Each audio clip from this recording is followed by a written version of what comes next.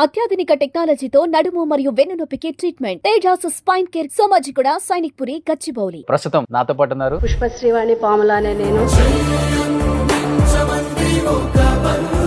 పెళ్లి తర్వాతే ప్రేమించుకున్నారు ఎక్కువ అండి? మ్యారేజ్ తర్వాత లవ్ అనుకోవాలి. ఇంట్లో పై చేయి మీదేని విన్నాను నేను. అలా కనిపిస్తుంది. కాదు కాదు, మీరు చెప్పండి అండి. అంతేగా కానీ మీ లైఫ్ లోకి రాకముందు చాలా ప్రపోజల్స్ వచ్చి ఉంటాయి కదా కాలేజ్ డేస్ లో, నేను చెప్పేది. కాలేజ్ వస్తాయి కదా మరి. అదే అడుగుతున్నారు. జగన్ గారు కూడా అని ఉంటారు కదా. ఆయన కూడా అన్నారు, నానమ్మే కొంచెం నీకంటే స్పీడ్ కదా, నువ్వు కొంచెం కామ్ కదా అని అంటారు. ఏం పేరు పెట్టారు పాపకి? యశ్విత శ్రీ జగతి. వైఎస్ జగతి. జగన్ సార్ అంటే ఎంత ఇష్టం అంటే ఏడ్చింది సార్కి దెబ్బ తగిలినప్పుడు. ఇద్దరులో ఎవరు మ్యాథమెటిక్స్ టీచర్ ఎక్కువ లెక్కల్లో? నేనే. మొదటి నుంచి కూడా ఏమైనా తీసుకోవాలని నాకు అడుగుతారు. ఆవిడ అడుగుతారు, నేను ఫస్ట్ అది వచ్చేది వద్దు. ఇప్పుడు ఎవరు ఫ్యాన్? పుష్పరాజ్ తగ్గేదే లేదు. ఫస్ట్ టైం అసెంబ్లీలో అడుగు పెట్టారు, కాళ్ళ పారని ఆరక ముందే ఏమనిపించింది for the first time? Politics అంటే ఇష్టం కానీ పొలిటికల్ బ్యాక్గ్రౌండ్ కాదు. ఆంధ్రప్రదేశ్ ఉప ముఖ్యమంత్రి, డిప్యూటీ చీఫ్ మినిస్టర్ పుష్పశ్రీవాణి అనగానే ఒక్కసారిగా అందరి కళ్ళు పెద్దవి అయిపోయింది. జగన్ గారి వల్లే ఎమ్మెల్యే అయ్యాం, జగన్ గారి వల్లే టికెట్ వచ్చింది, జగన్ గారి వల్లే పెళ్లి చేసుకున్నాం. మా లైఫ్ లో జగన్ గారు అనేది కంప్లీట్లీ కనెక్టెడ్. పెద్ద ఫస్ట్ టైం అనుకుంటా మీకు ఊహ తెలిసిన తర్వాత ఓటమి అనేది చూసింది మీరు. అంటే మ్యాజిక్, ఈవీఎంస్ మ్యాజిక్ అనుకోవాలి. కానీ మీరు 151 కలిసినప్పుడు కూడా ఈవీఎం మ్యాజిక్ అనుకున్నారా మరి? జగన్మోహన్ రెడ్డి గారి మీద నెగిటివ్ ఏంటి అని అంటే, జగన్మోహన్ రెడ్డి గారి మీద నెగిటివిటీ అసలు గ్రౌండ్ లో ఎక్కడ కనిపించింది? ఆయన చేసిన తప్పేంటి? తప్పేం చేయకపోతే 11 సీట్లకు ఎందుకు కూర్చోబెట్టారు? అదే ఈవీఎం మ్యాజిక్ అంటే. అరే అది తీసి పక్కన పెట్టండి. కానీ వై నాట్ 175 అనేది ఓవర్ కాన్ఫిడెన్స్ అనిపించలేదండి? Why not 175? ఇంత నేను ప్రజలకి చేసిన తర్వాత ఎందుకు 175 సీట్లు మనకి రాకూడదని ఒక నాయకుడిగా ఆయన కాన్ఫిడెన్స్. ప్రతి ప్రజానాయకుడు ఇచ్చాం అంటారు జనానికి. ఎవరి డబ్బులు ఎవరికి ఇచ్చారండి అసలు? అసెంబ్లీకి వస్తున్నారా గెలిచిన 11 మంది? ఈ రోజు జగన్మోహన్ రెడ్డి గారు రాలేదని క్వశ్చన్ చేసే వాళ్ళు అందరూ కూడా, ఆ రోజు చంద్రబాబు నాయుడు రాకపోతే ఎందుకు అడగలేదు?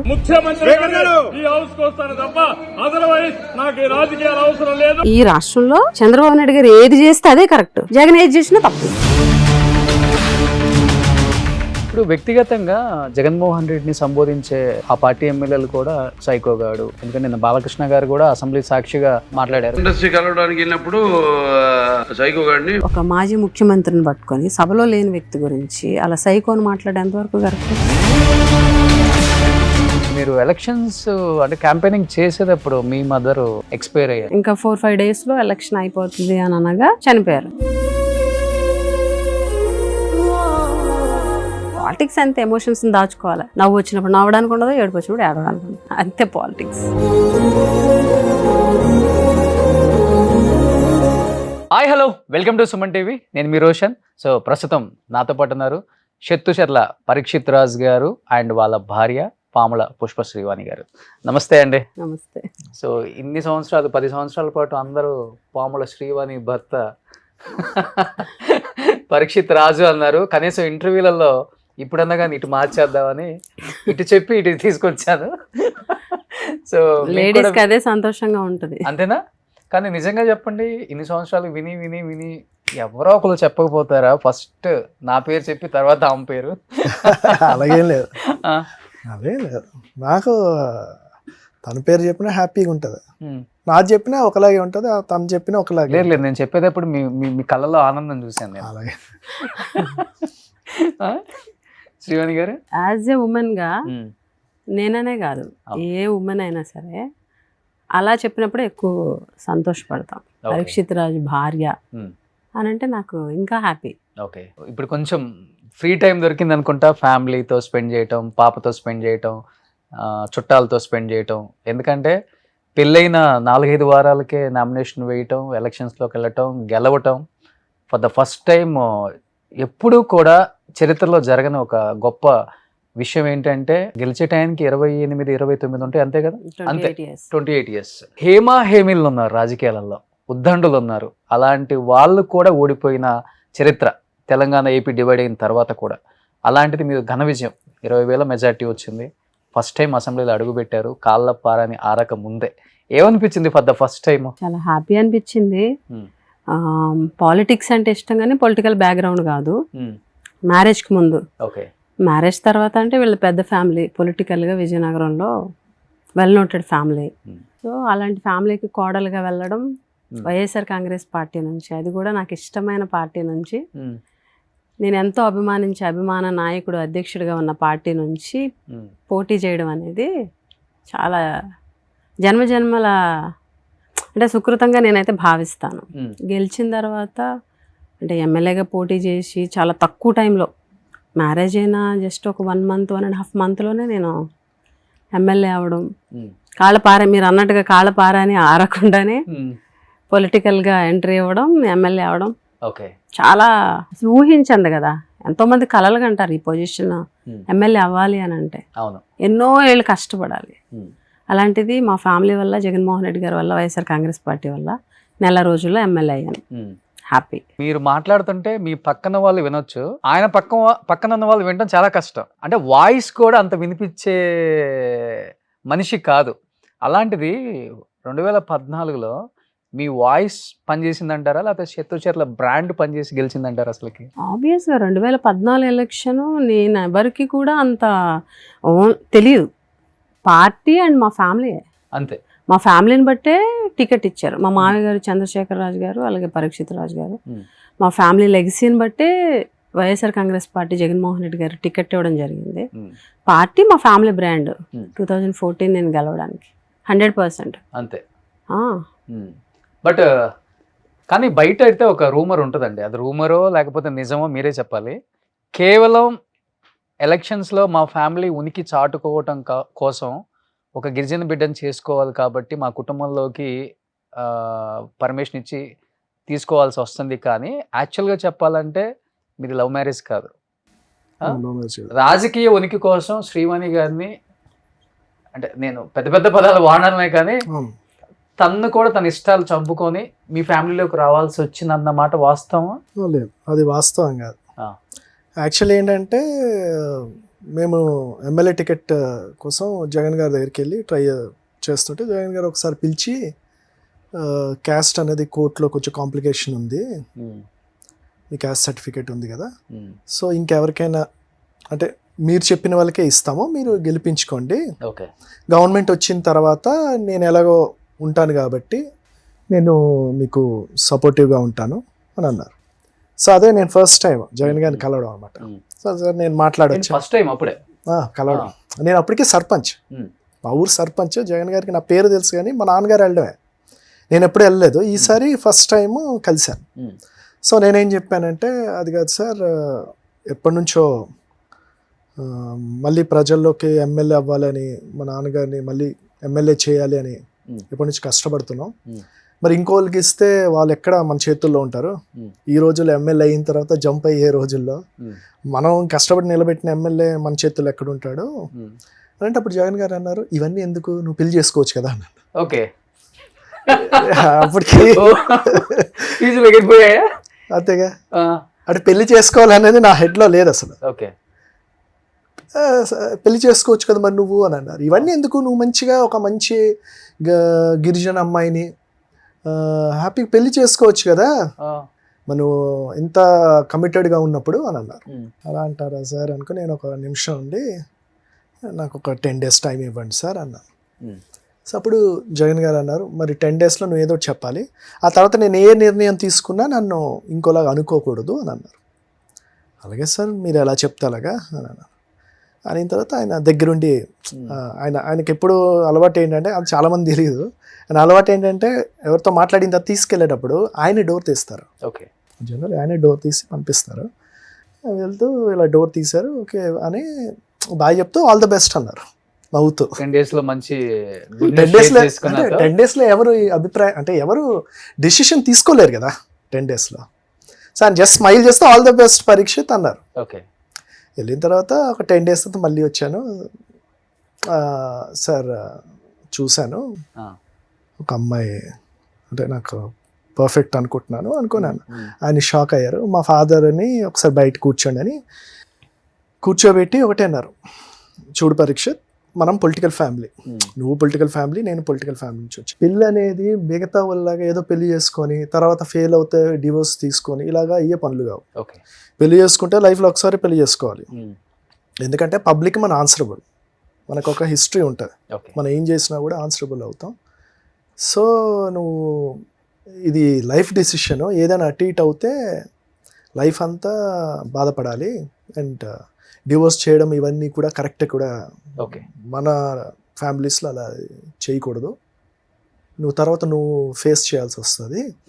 ఏది జరిగినా నువ్వు తొందరపాటు, నేను ఏది you like my brother, life long నేను నీకు సపోర్ట్గా ఉంటాను, హేస్టీ డెసిషన్స్ వద్దు అని చెప్పారు. గొప్ప విషయం కదా అలా చెప్పడం. ఆయన అది చాలా మంది తెలియదు కదా, బయటికి తెలియదు.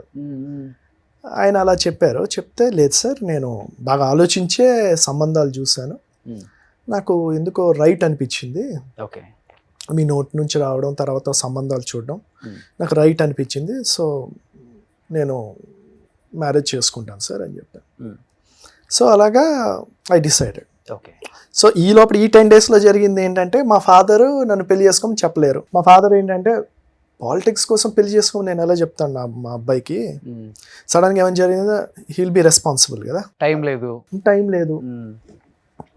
కార్యకర్తలు ఏంటంటే చాలామంది మా ఫాదర్ని నమ్మి 3 years ముందు ఆ రోజు అంత దిగ్గజమైన కాంగ్రెస్ పార్టీని వదిలి, ఆ టైంలో కేంద్ర మంత్రిగా కిషోర్ చంద్రదేవ్ గారు మా పక్కూరు కురుపం, రాష్ట్ర మంత్రిగా మా సొంత పెదనాన్న విజయరామరాజు గారు, మా సొంత మేనత్త కొడుకు అక్కడ ఎమ్మెల్యే, ఆ జిల్లాలోని సీనియర్ మంత్రి బొత్స గారు, అక్కడ ఇంతమంది మహామహులు కాంగ్రెస్ పార్టీలో ఉంటుండగా మా ఫాదరు వైఎస్ఆర్ కాంగ్రెస్ పార్టీకి జగన్ గారితో వచ్చిన తర్వాత చాలామంది కార్యకర్తలు నమ్మి బయటకు వచ్చారు ఊర్లలో. మరి బయటకు వచ్చిన తర్వాత 2 years తర్వాత టికెట్ లేకుండా మనము ఎమ్మెల్యేగా వెళ్ళకపోతే ఈ కార్యకర్తలందరి పరిస్థితి ఏంటి ఊర్లలో? సో వాళ్ళందరూ నా దగ్గరికి వచ్చి, బాబు మీరే ఏదో ఒక నిర్ణయం తీసుకోవాలి, మేము ఇలాగైతే ఊర్లో వదిలేసి వెళ్ళిపోవాలి, ఇప్పుడే మనం ఊర్లో బయటకు వచ్చాం, మరి ఏ నిర్ణయం తీసుకున్నా మీరే తీసుకోవాలని చెప్పారు. దెన్ ఐ థాట్, ఎలాగ మనం పాలిటిక్స్లోనే ఉండాలి జీవితం, మనం నమ్ముకొని ఇంతమంది వచ్చారు, ఇంతమందికి మనం భరోసా ఇచ్చాం, సో నాపై ఉంది ఏ డిసిషన్ తీసుకోవాలని. దెన్ నేను మా ఫాదర్ దగ్గరికి వెళ్తే, నేను పెళ్లి చేసుకుంటాను డాడీ అని చెప్పాను. కానీ రాజకీయంగా పెద్ద కుటుంబం చిత్తూరుల వాళ్ళది, అందులో అందగాడు, సౌమ్యుడు. స్వయంవరం ప్రకటించారా, లేకపోతే స్వయంవరం ప్రకటించక ముందే శ్రీవాణి గారు వచ్చేసారా లైఫ్లోకి? ఉంటుంది కదా, చాలా మంది గిరిజనులకు ఆశ ఉంటుంది కదా, డెఫినెట్ గా నేను పెళ్లి చేసుకోవాలి, బాగుంటాడు, జిల్లా కానీ జిల్లా మనకు తెలియదు, కానీ మన జిల్లా వాళ్ళు ముందుంటారు కదా. ఉంటారు, వచ్చాయి ప్రపోజల్స్ వచ్చాయి, మనకి తెలిసిన వాళ్ళు అంటే తన సంబంధం తెచ్చారు. నేను చూసింది 3 సంబంధాలు చూశాను, అంతే. ఫొటోస్ 3 సంబంధాలు చూశాను. నేను ఒక 10 minutes మాట్లాడడానికి అడిగాను. 10 minutes ముగ్గురితో మాట్లాడినప్పుడు, తనతో మాట్లాడినప్పుడు నాకు తను రైట్ చాయిస్ అని నాకు అనిపించింది. ఏ టైంలో అనిపించింది? అంటే టీచర్ కాబట్టి చాలా తెలివిగా ఆన్సర్ చెప్పారా, లేకపోతే చాలా నేను ఒకటే చెప్పాను, అంటే ఇది మీకు డ్రామాటిక్గా ఉండొచ్చు, కొంచెం సినిమాటిక్గా ఉండొచ్చు, కానీ నేను చెప్పింది నేను చెప్తాను, యూ టేక్ ఇట్. ఇలా కూర్చున్న తర్వాత నేను ఒకటే చెప్పాను, రేపు నేను మ్యారేజ్ చేసుకుంటాను, ఒకటి మ్యారేజ్తో పాటు నెక్స్ట్ పాలిటిక్స్లో ఎమ్మెల్యేగా మీరు పోటీ చేయాల్సి వస్తుంది. సో నాకు కావాల్సింది ఏంటంటే ఒక అమ్మలా ఉండాలి, మన కార్యకర్తలందరికీ ఒక అమ్మలా కనిపించాలి. ఎందుకంటే తను నెక్స్ట్ నాతో వచ్చిన తర్వాత తను అమ్మగారే అని పిలుస్తారు, అమ్మగారు అని పిలుస్తారు. సో ఆ స్టేచర్ తగ్గట్టు నువ్వు ఉండాలి, ఒక అమ్మగారిలాగా సెట్ అవ్వాలి, ప్రజలకి మేము ఎలా ఉంటున్నామో నువ్వు అలా ఉండాలి. నెక్స్ట్ ఒక రెస్పాన్సిబుల్ పొజిషన్ ఎమ్మెల్యేగా నువ్వు టేక్ ఓవర్ చేయాలి. సో ఈ 2 మ్యాచ్ అవుతూ హౌస్ వైఫ్గా కూడా నువ్వు బ్యాలెన్స్ అవ్వాలి. సో ఈ 3 మీ వల్ల అవుతుందో లేదో మీరు ఆలోచించుకోండి. ఒకవేళ రేపొద్దున్న పాలిటిక్స్ అవ్వలేకపోతే దెన్ లైఫ్ డిఫరెంట్గా ఉంటుంది. సో ఈ రెండిటికి మీరు రెడీ అయి ఉండాలి. సో అది మీరు ఆలోచించుకొని మీరు నిర్ణయం చెప్పండి అని అంటే తన ఏజ్ అయితే మీరు ఎలా చెప్తారా అదే.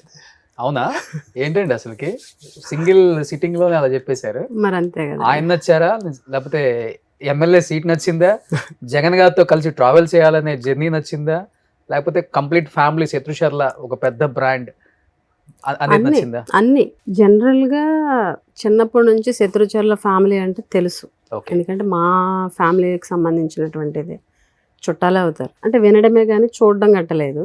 అటువంటి ఫ్యామిలీ నుంచి సంబంధం వచ్చినప్పుడే చాలా హ్యాపీ ఫీల్ అయ్యాను. తర్వాత పాలిటిక్స్ ఇష్టం, అభిమాన నాయకుడు జగన్ గారు. అవునా? ఆ, ఓకే. మరి అభిమానం అంటే మామూలు అభిమానం కాదు, హార్డ్ గారు. ఓకే. సో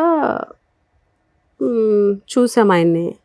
మీరు అన్నారు కదా అందగాడు అని, ఏ ఆడపిల్లనే లైక్ చేస్తుంది చూడగానే. ఇప్పుడు సర్టిఫికేట్ ఇస్తారా, అప్పుడే ఇచ్చారా? లేదు, ఏ ఆడపిల్లనే లైక్ చేస్తుంది చూడగానే. జనరల్గా మ్యాచ్ అనేసరికి ఫ్యామిలీ గురించి కూడా అనుకుంటాం. ఎలాగో వెల్ నోటెడ్ ఫ్యామిలీ, మంచి ఫ్యామిలీ తెలుసు. ఓకే. నెక్స్ట్ వ్యక్తిత్వం ఎలాంటిది, వ్యక్తి ఎలాంటి వాడు కూడా అనుకుంటాం కదా. ఓకే. అందరూ కూడా చాలా మంచి కుర్రాడు అని చెప్పడం, మా ఫ్యామిలీ అందరూ కూడా ఓకే చెప్పడం, ఆటోమేటిక్గా ఫ్యామిలీ పేరెంట్స్ ఏది చెప్తే చెయ్యాలి. ఆడపిల్లలు ఉన్నాక పలానా సంబంధం తెచ్చాం చూడమ్మా, నీకు మ్యారేజ్ అంటే చేస్తాను. చదువుకున్నారు మీరు, గవర్నమెంట్ టీచరు. ఆహా, నేను టీచర్గా వర్క్ చేశా, అంటే సిఆర్టీగా వర్క్ చేశా. చేశారు కాబట్టి మీకంటూ మీ భావజాలం, మీ ఆలోచనలు అలా ఏం లేదు, అలా ఏం ఉండదా మీకు? ఆ సమస్య లేదు. పేరెంట్స్, మా ఫాదరు మా మదర్ ఏది చెప్తే ఓకే. దానికి కట్టుబడి ఉండడమే. సో చేసుకోమన్నారు, చేసుకున్నాను అంతే. అంతే. ఇంకా అన్ని ఆల్ ఎలిమెంట్స్ కూడా పాజిటివ్గా ఉన్నాయి కాబట్టి కంపల్సరీ ఏ ఆడపిల్లైనా తల వంచక తప్పదు. కానీ భయం అనిపించలేదా? ఆయన అన్నట్లుగానే అమ్మ అంటే వేషధారణ మారిపోవాలి కంప్లీట్గా, వస్త్రధారణ, వేషధారణ. నేను అబ్జర్వ్ చేశాను చాలా ఫొటోస్, వీడియోస్ మీవి. మీరు శారీ కూడా వెనక్కి ఇలా ఇక్కడ పిన్ చేసుకుంటారు. అంటే ఒక 28, 27, 29 సంవత్సరాల అమ్మాయికి డెఫినెట్గా ఆశలు ఉంటాయి. డ్రెస్సింగ్ స్టైల్ అలా ఉండాలి, ఇలా ఉండాలి, అప్పుడు ఎంజాయ్ చేయలేకపోయాను లైఫ్ని, ఆ ప్లేస్కి వెళ్ళాలి, ఈ ప్లేస్కి వెళ్ళాలి, రకరకాల లైఫ్ని మనం ఊహించుకుంటాం కదా. ఓకే, ఇది డెఫినెట్గా ఉంటుంది ఫ్యామిలీ లైఫ్. బట్ రాజకీయాల్లోకి వచ్చిన తర్వాత ఆడైనా మగైనా చాలా ప్రిన్సిపల్స్ ఫాలో అవ్వాలి. అంటే మనం గడప దాటితే కొన్ని కోట్ల మంది, లక్షల మంది చూస్తారు కాబట్టి డెఫినెట్గా అలర్ట్ అయ్యి ఉండాలి. భయం, బాధ అన్నీ వచ్చేసాయి మీకు కూడా?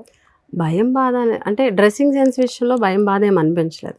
ఎందుకంటే మ్యారేజ్ ముందు కూడా ఇప్పుడు వెస్ట్రన్ స్టైల్ అదేం లేదు. మా ఫాదర్ కూడా చాలా డిసిప్లైన్గా, స్కూల్ డేస్ నుంచి కూడా చాలా డిసిప్లైన్గానే, డ్రెస్సింగ్ సెన్స్ విషయంలో మా ఫాదర్ చాలా పర్టికులర్గా ఉండేవారు. ఓకే. సో డ్రెస్సింగ్ అనేది నాకు పెద్ద ఇబ్బంది ఏం అనిపించలేదు, ఎందుకంటే నా మైండ్ సెట్ కూడా అదే కాబట్టి.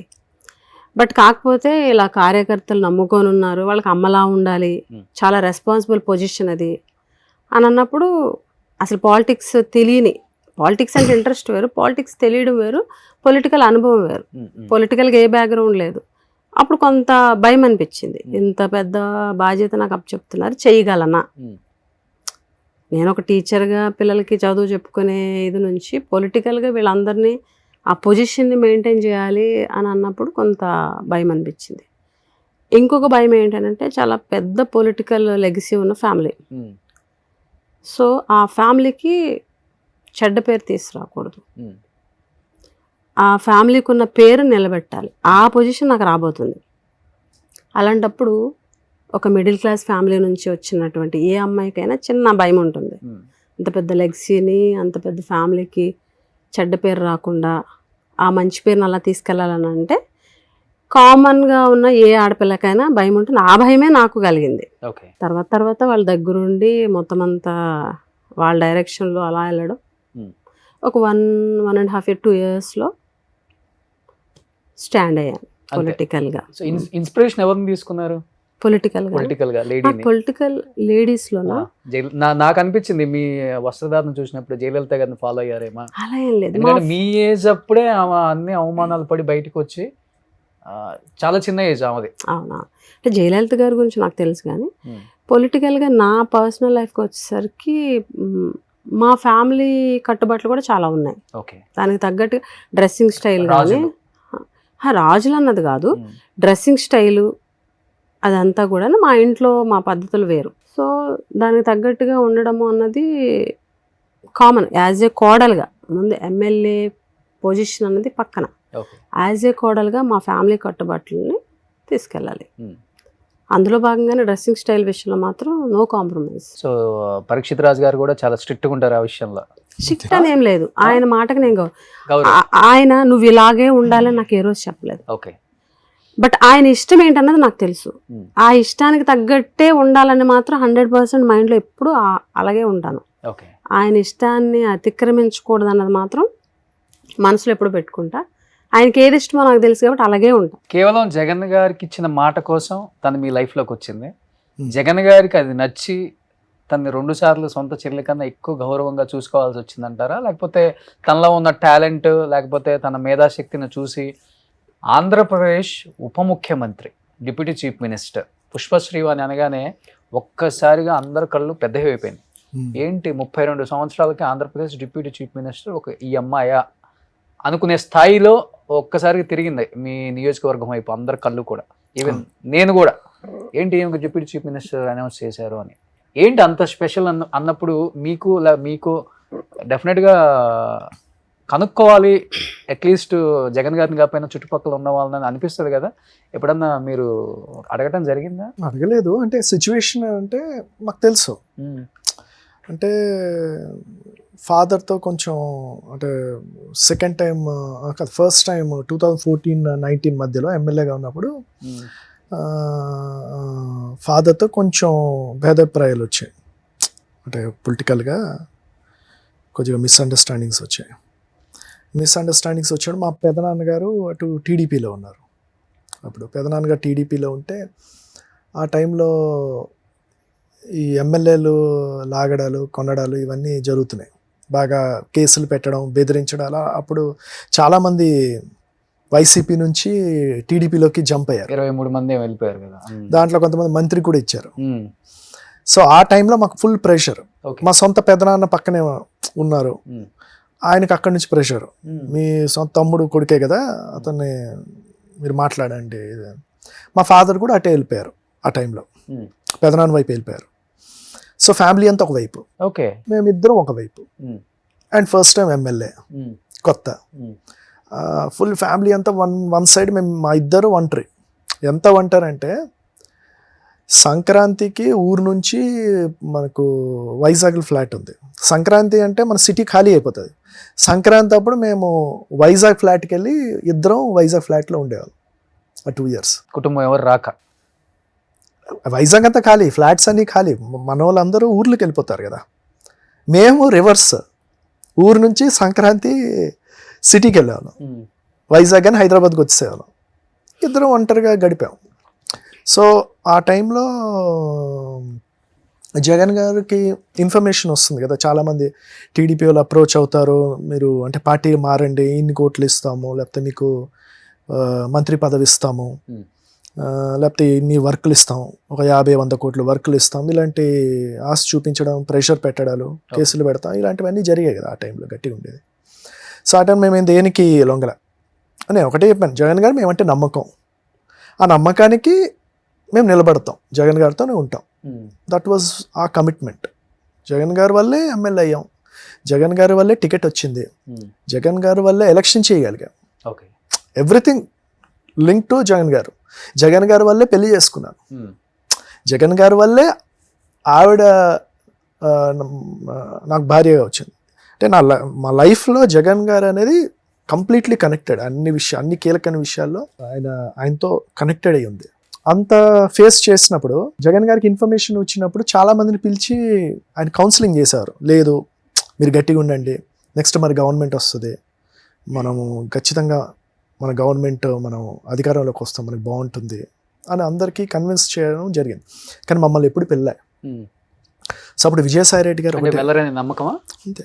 ఓకే, విజయసాయి రెడ్డి గారు ఒకటే అన్నారు, అమ్మ జగన్ గారికి మీరంటే చాలా నమ్మకం, వాళ్ళని కూడా పిలుద్దామా, ఇలాగ ఎవరో అప్రోచ్ అవుతున్నారు గడిగడి వాళ్ళ దగ్గరికి వెళ్తున్నారు టీడీపీ వాళ్ళు అంటే, జగన్ గారు ఒకటే, వాళ్ళు వదిలేయండి, వాళ్ళు నాకు అంటే వాళ్ళు నా మనుషులు, వాళ్ళు వెళ్ళరు, వాళ్ళని వదిలేయండి, వాళ్ళని ఇబ్బంది పెట్టద్దు. పూర్తిగా మమ్మల్ని ఎవ్వరు అసలు అంత నమ్మకం జగన్ గారికి. ఆ నమ్మకంతోనే అంటే ఇలాంటివన్నీ ఫేస్ చేసాం. ఎంత ఫ్యామిలీ వన్ సైడ్ ఉన్నా కూడా మనం జగన్ గారితోనే ఉన్నాం. ఎంత ఇస్తామని, లేకపోతే వస్తే మంత్రి పదవి నెక్స్ట్ గవర్నమెంట్లో, నాకు ఎమ్మెల్సీ అని, ఇలా చాలా చాలా రకరకాలు చెప్పారు. కానీ దేనికి ఇంకోలా కూడా కన్విన్స్ చేశారు. అప్పుడు పరిస్థితి ఏంటంటే జన్మభూమి కమిటీ అనేది పెట్టి ఎమ్మెల్యే ఒక పెన్షన్ కూడా ఇవ్వలేని పరిస్థితి. అంత డమ్మీ చేస్తారు వైఎస్ఆర్ పార్టీ ఎమ్మెల్యేని ఆ రోజుల్లో. సో నెక్స్ట్ ఎలా గెలుస్తాం, ఇంకా 3 years ఉన్నాయి. సో ఆ విధంగా కూడా చెప్పారు. సో మీ గవర్నమెంట్ రాదు, జగన్ మీరు ఏదనుకుంటున్నా వైఎస్ఆర్ పార్టీ అధికారంలో రాదు, జగన్ గారు ముఖ్యమంత్రి అవ్వరు. నెక్స్ట్ ఎలక్షన్లో మీరు ఏం చెప్తారు జనాలకి, మీరు ఏం చేశారని చెప్తారు. ఒకటి కూడా చేయలేని పరిస్థితులు. మీకు ఇంకేం ఉండదు. పదవి ఉంటేనే జనాలు, పదవి ఉంటేనే డబ్బు, పదవి ఉంటేనే ఇదంతా అని అన్నా. అప్పుడు నాది ఆన్సర్ లేదు. కానీ నేను ఒకటేనాను, అయినా సరే జగన్ గారితోనే ఉంటాం. ఓకే, దట్ వాస్ అంటే క్లీన్గా ఒకటే స్టాండ్. ఏది ఏం జరుగుతుందో మనకు తెలియదు, మనం జగన్ గారితోనే ఉండాలి, ఉంటాము. ఆయన రాజకీయాల్లో ఉన్నంత వరకు ఆయన వెనకతలు ఉంటాం. అంత కమిటెడ్గా ఉన్నాం. కానీ రక్త సంబంధం లేని జగన్ అంత నమ్మినప్పుడు మీ ఇద్దరిని, రక్త సంబంధం ఉండి తండ్రి అయిన మీ నాన్నగారు ఎందుకు నమ్మలేకపోయారు మిమ్మల్ని? అంటే రాజకీయంగా ఇప్పుడు తను మీ లైఫ్లోకి వచ్చింది, తను నిలబడింది, తను స్టాండ్ తీసుకుంది, తను మీకోసం నిలబడింది, తనకు సంబంధం లేకపోయినా. భార్య అనేది దీనివల్ల వచ్చిన సంబంధం అంతే. మీ నాన్నగారు అంత పెద్ద ఆలోచన తీసుకొని బయటికి వెళ్ళిపోవాలి, మీరు కూడా రండి అన్నప్పుడు మీ నాన్నని చూసి కోపం వచ్చిందా, లేకపోతే బాధ అనిపించిందా? ఈ వయసులో ఎందుకు మా నాన్నకి ఇది అవసరమా అనిపించిందా? ఏం చెప్తారు మీ నాన్నకి అసలు? మా నాన్న చనిపోయారు. ఎప్పుడు చనిపోయారు? ఒక 2 years అయింది. ఎలక్షన్స్కి 1 year ముందు చనిపోయారు. ఓకే. అంటే మా ఫాదర్ ఏంటంటే ఎమోషనలీ చాలా వీక్ అనమాట. అంటే ఎమోషనల్గా ఆయన ఎవరికైనా కూడా ప్రేమగా మాట్లాడితే ఆయన అటాచ్ అయిపోతారు. మా ఫాదర్కి మాకన్నా ఆయనకి ఎప్పుడు కూడా వాళ్ళ అన్నయ్య అంటే చాలా ఇష్టం, చాలా ఇష్టం. ఎమోషనలీ కూడా మా పెదనాన్న అంటే చాలా చాలా ఇష్టం మా నాన్నగారికి. సో మా పెదనాన్నగారు మళ్ళీ నాన్నగారిని అప్రోచ్ అయ్యి ఎందుకు ఇది అంటే ఆయన అలా మా ఫాదరు మా పెదనాన్న వైపు డైవర్ట్ అయ్యారు. అంటే కొడుకు అనే బంధం కన్నా ఎక్కువైపోయింది అన్న అనే బంధం అక్కడ. అంతే, ఇది ఫ్యూచర్ కదా. ఇప్పుడు వాళ్ళంతా జీవితాన్ని చూసేశారు, బట్ పరీక్షిత్ రాజ్ జీవితాన్ని చూడాల్సిన వాడు అని మనం అనుకుంటా. అంటే మిస్ అయ్యారు ఆ లాజిక్ అయినప్పుడు. అలానే వచ్చారు అంటే నేనేమనుకుంటున్నానంటే ప్రతి ఒక్కరికి ఎమోషన్ అనేది ఒక్కొక్కలా ఉంటుంది. ఓకే, మనం ఎథిక్స్ మాట్లాడతాం, మారల్స్ మాట్లాడతాం, కానీ మనిషి ఎమోషనల్గా ఒక్కొక్కరు ఒకలా ఫేస్ చేస్తారు. ఒకరికి ఇప్పుడు భార్య లేకపోతే తెల్ల అని అంటే కొంతమంది తల్లి వైపు తూగుతారు, కొంతమంది భార్య వైపు తూగుతారు. ఎవరు ఎమోషనల్ అటాచ్మెంట్ వాళ్ళకు ఉంటుంది. ఓకే. సో తనకి అంటే ఆయనకి ఎందుకు అనేది ఆయన లైఫ్లో మా పెదనాన్నగారు ఎంత ఇంపార్టెంట్ అనేది ఆయన జీవిత కాలంలో పెదనాన్నతో ఎంత అటాచ్మెంట్ ఉందో ఆయన చెప్పగలరు. అంతే కదా, వ్యక్తిగత ఒక మనిషి ఒకరికి ఎందుకు అనేది ఎమోషనల్గా ఆ వ్యక్తే చెప్పగలరు. ఓకే. అంతేకాని మారల్గా కొడుకు ఎక్కువ ఇవన్నీ అంటే మనం దాన్ని జస్టిఫై చేయలేము. ఓకే, కానీ మీరు మీ వారి మాటకు నిలబడి ఉండిపోయారు. నా మాటకి కాదు, షీ వాజ్ కమిటెడ్. అంటే జగన్ గారితోనే ఉండాలి అని కమిటెడ్. నేను ఇంకోటి కూడా చెప్తున్నా, ఒకవేళ నేను ఏమైనా ఇదే నేను ఒకవేళ అటు వెళ్దామన్నా తను రాదు నాతో. నాకు తెలుసు. అవునా? నాకు నేను 200% నేను చెప్పాను. ఏంటి శ్రీవాణి గారు, అది నాకు తెలుసు. ఎందుకు అంటే రాదు, అది నాకు తెలుసు. కానీ అంటే ఆ వాతావరణం రాలేదు కదా. కానీ నేను అంటున్నా, ఒకవేళ వచ్చినా తను పొలిటికల్గా షీఈస్ కమిటెడ్ టు జగన్ గారు. ఓకే. దాంట్లో ఎటువంటి రాజకీయం చేయాలి, ఎమోషనల్లీ కనెక్టెడ్ జగన్ గారితో, నాట్ పొలిటిక్స్ అన్నది కాదు. ఇప్పుడు నేను ఇంకోటి కూడా చెప్తున్నాను, జగన్ గారు కొన్ని డిసిషన్స్ లో మాకు ఒకటి అవ్వాలని ఉంటది, అది ఇవ్వలేదు అనుకోండి నాకు బాధ అనిపిస్తుంది. అంత మాత్రాన అలిగి కూర్చుంటామే తప్ప ఆయన వదిలి వెళ్ళం కూడా. ఓకే. అంటే అలాంటి ఎమోషనల్ కనెక్షన్ జగన్ గారితో ఉంటుంది. ఇప్పుడు రాజకీయాలు అందరికీ సాటిస్ఫై చేయలేం కదా. అంతే కదా. నాకు ఒకటి అవ్వాలని ఉంటుంది, ఆయన ఏదో పరిస్థితి నాకు ఇవ్వలేకపోవచ్చు. ఎగ్జాంపుల్ నాకు అనుకుందాం, రేపు పరిస్థితి దృష్ట్యా నాకు ఒక దగ్గర పోటీ చేయాలని ఉంటుంది, నాకు అక్కడ ఎమ్మెల్యే అవ్వాలని ఉంటుంది. నేను జగన్ గారికి నేనంటే చాలా ఇది, లేకపోతే ఆయనకి ఇది అనుకుని నేను వెళ్ళి టికెట్ అడిగితే ఆయన పరిస్థితి చూసి నాకు ఇవ్వకపోవచ్చు, నాకు కోపం రావచ్చు, నేను అలగొచ్చు. రూట్ క్లియర్ చేసుకుంటున్నారంట ఇప్పటి నుంచే? అచ్చా, చాలా లేదా? Not at. నాకు ఐఎమ్ వెరీ మచ్ హ్యాపీ. నాకేందంటే పుష్పశ్రీవాణిగా అంటే తను కురుపాం నియోజకవర్గం మళ్ళీ ఎమ్మెల్యే అవ్వాలి. నేను ఫ్రాంక్ చెప్తున్నాను, మళ్ళీ ఎమ్మెల్యే అవ్వాలి. జగన్ గారు మళ్ళీ ముఖ్యమంత్రి అవ్వాలి. అయ్యి మళ్ళీ ఆవిడకి మళ్ళీ ఇంకోసారి మంత్రిగా ఛాన్స్ ఇవ్వాలి. కానీ ఎన్ని రోజులు ఉన్నా కానీ ఇప్పుడు మీ అంబిషన్ కూడా పాలిటిక్స్, పొలిటీషియన్ అవ్వాలి, ప్రజాసేవ చేయాలి. అంటే ఎన్ని సంవత్సరాలు ఎమ్మెల్యే గారి హస్బెండ్ పరీక్షిత్ రాజ్ అనిపించుకుంటారు, మీకు ఎమ్మెల్యే అవ్వాలని లేదా? నాకు వాస్తవంగా చెప్పండి. వాస్తవం చెప్తున్నా, ఉంటది కదా డెఫినెట్ గా. నాకు లోపల అంటే కంప్లీట్ 100% లేదు, ఓన్లీ నాకు 50% ఉంది. ఎందుకు 50% ఉంది అంటే ఓకే, నాకు personal life I more happy. తను మొత్తం పాలిటిక్స్ చూసుకుంటే ఇంట్లో మా పాపని ఏమంటే ఇంట్లో పాపని లేకపోతే పర్సనల్ లైఫ్ని ఎవరో ఒకరు కొంతైనా టైం కేటాయించాలి. లేకపోతే ఏమంటారు మనము ఫైనాన్షియల్ మేనేజ్మెంట్ కానీ ఫైనాన్షియల్ ఇన్వెస్ట్మెంట్ మనం ప్రాపర్గా బ్యాలెన్స్ చేయడం అవన్నీ చూసుకోవాలి కదా.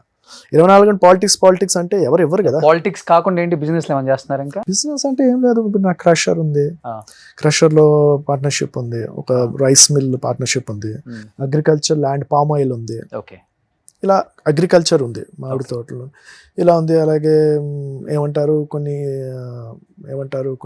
ఇన్వెస్ట్మెంట్స్ ఉన్నాయి. మీరు చూసుకుంటారు, మరి చూసుకోవాలి కదా ఎవరో ఒకరు. సో ఇద్దరము పాలిటిక్స్ లో ఉండిపోతే ఎవరు మ్యాథమెటిక్స్ టీచర్ ఎక్కువ లెక్కల్లో ఆచితూచి లెక్క? నేనే ఆచితూచి ప్రతి రూపాయి జాగ్రత్తగా ఖర్చు పెట్టాలన్న జాగ్రత్త ఆయనకుంది. మనకి ఏదైనా కొనుక్కోవాలన్నా కానీ అక్కడి నుంచేనా పర్మిషన్ కంపల్సరీ. ఓకే, పర్మిషన్ లేదు అంటే ఆయనకి ఇచ్చే గౌరవం అది. నాకేం స్ట్రిక్ట్ గా నువ్వు ఇలా చెయ్యి కార్డ్ తీసుకెళ్లి స్వైప్ చేసి కార్డు ఆవిడ దగ్గరే ఉంటుంది. ఆవిడ కార్డు నంబర్ కూడా నాకు తెలియదు. కార్డు ఉండే ఉపయోగం అండి. నేను కంపల్సరీ ఆయనకి ఆ గౌరవం విషయంలో మాత్రం ఎక్కడ ఎప్పుడు తగ్గలేదు. మ్యారేజ్ అయిన డే 1 నుంచి ఎప్పటి వరకు. ఇప్పుడు కార్డ్ అనేది తన దగ్గర ఉంటుంది, తన బ్యాంక్ అకౌంట్ అనేది తన దగ్గర ఉంటుంది. దాంట్లో ఏముంది ఏంటి నేను చూడను, కానీ మొదటి నుంచి కూడా ఏమైనా తీసుకోవాలని నాకు అడుగుతారు. నేను ఇలా తీసుకుంటాను అనుకోని ఆవిడ అడుగుతారు, నేను ఫస్ట్ అది వచ్చేది వద్దని వస్తుంది ఫస్ట్. నాకు అది కంట్రోల్ చేసుకుంటారు, కానీ నాకు అది అలవాటు వద్దు. ఎందుకు వద్దు అంటాను. అంటే ఎక్కువ ఏమడుగుతారండి? ఏమంటే చీర లేకపోతే ఏదైనా జ్యువెలరీ కొనుక్కుంటాను అంటారు. ఇప్పుడు రాజకీయాలలో చెప్పాలంటే లేడీ పొలిటీషియన్సే చాలా మంచి చీరలు కట్టుకుంటున్నారు, కట్టిన చీర కట్టుకోవట్లేదు, కాస్ట్లీ చీరలు కట్టుకుంటున్నారు, డైమండ్స్ పెట్టుకుంటున్నారు. మారిపోయింది రాజకీయం కూడా, కాస్ట్లీ రాజకీయం. లాస్ట్ 10 years నుంచి చూస్తుంటే రోజా గారిని మించిన చీరలు మీరు కట్టుకుంటారు, మీరు మించిన వంత గారు మించిన అంతగారు మించిన వాళ్ళు.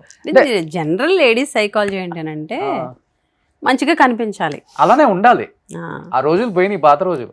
ఇప్పుడు లుక్ చూసి గౌరవం ఇచ్చే పొజిషన్ వచ్చేసింది. మేము అలాంటివి కూడా ఫేస్ చేసాం. నేను ఎమ్మెల్యేగా ఉంటూ కూడా ఫేస్ చేశా. అంటే నేను ఎవరో చెప్పకుండా షాప్కి వెళ్తే అప్పుడు ఉన్నటువంటి సిచ్యువేషన్స్ ఎలా ఉంటే వెళ్ళిపోతాం. సిటీస్లో హైదరాబాద్లో జరిగింది నాకు.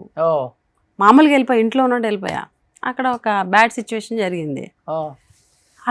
అలాంటి రోజులండి ఇవి. డ్రెస్సింగ్ సెన్స్, మంచి డ్రెస్ చేసుకుని వెళ్ళలేదని షాప్ లో నుంచి పొమ్మన్నారు. మామూలు సాదా సీదాగా ఇంట్లో ఆడపిల్లని ఎలా ఉంటామో అలా వెళ్ళిపోయాను. గోల్డ్ షాప్కి ఇలాగే వెళ్ళాలి, ఇలా పెట్టుకొని వెళ్ళాలి అన్నది సెన్స్ లేదు.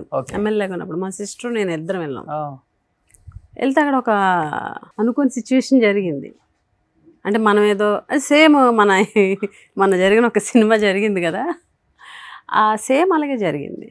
అప్పటికి నేను ఆల్రెడీ పర్చేజ్ చేశాను. నేను తెలియక ఎలా పడితే అలాగా సమాధానం చెప్పి మాట్లాడడం, అంటే కొంచెం చిన్న చూపు చూసి మాట్లాడడం, నేను చాలా హర్ట్ అయ్యా. అక్కడ చాలా బాధ అనిపించింది. ఓహో, అంటే డ్రెస్సింగ్ స్టైల్ కూడా ఉండాలా ఒక దగ్గరికి వెళ్తే అని అనిపించింది. అదే మీరు కాన్వాయ్తో వెళ్ళిపోయి ఇద్దరు గన్మెన్లు అటు ఇటు నించుంటే ఏ డ్రెస్ వేసుకున్నా కానీ.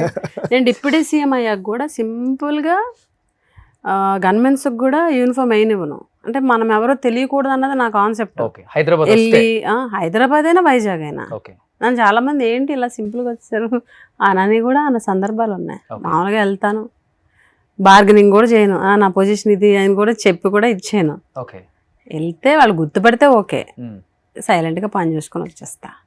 సో ఆ రోజులు అలా ఉన్నాయి. డ్రెస్సింగ్ సెన్స్ని బట్టి, ఫేస్ వాల్యూని బట్టి గౌరవం ఇచ్చే రోజులు వచ్చేసినాయి. కాబట్టి కంపల్సరీ ఏ ఉమెన్ అయినా జాగ్రత్తగా మెయింటైన్ చేయాలి, సిచ్యువేషన్స్ తగ్గట్టు.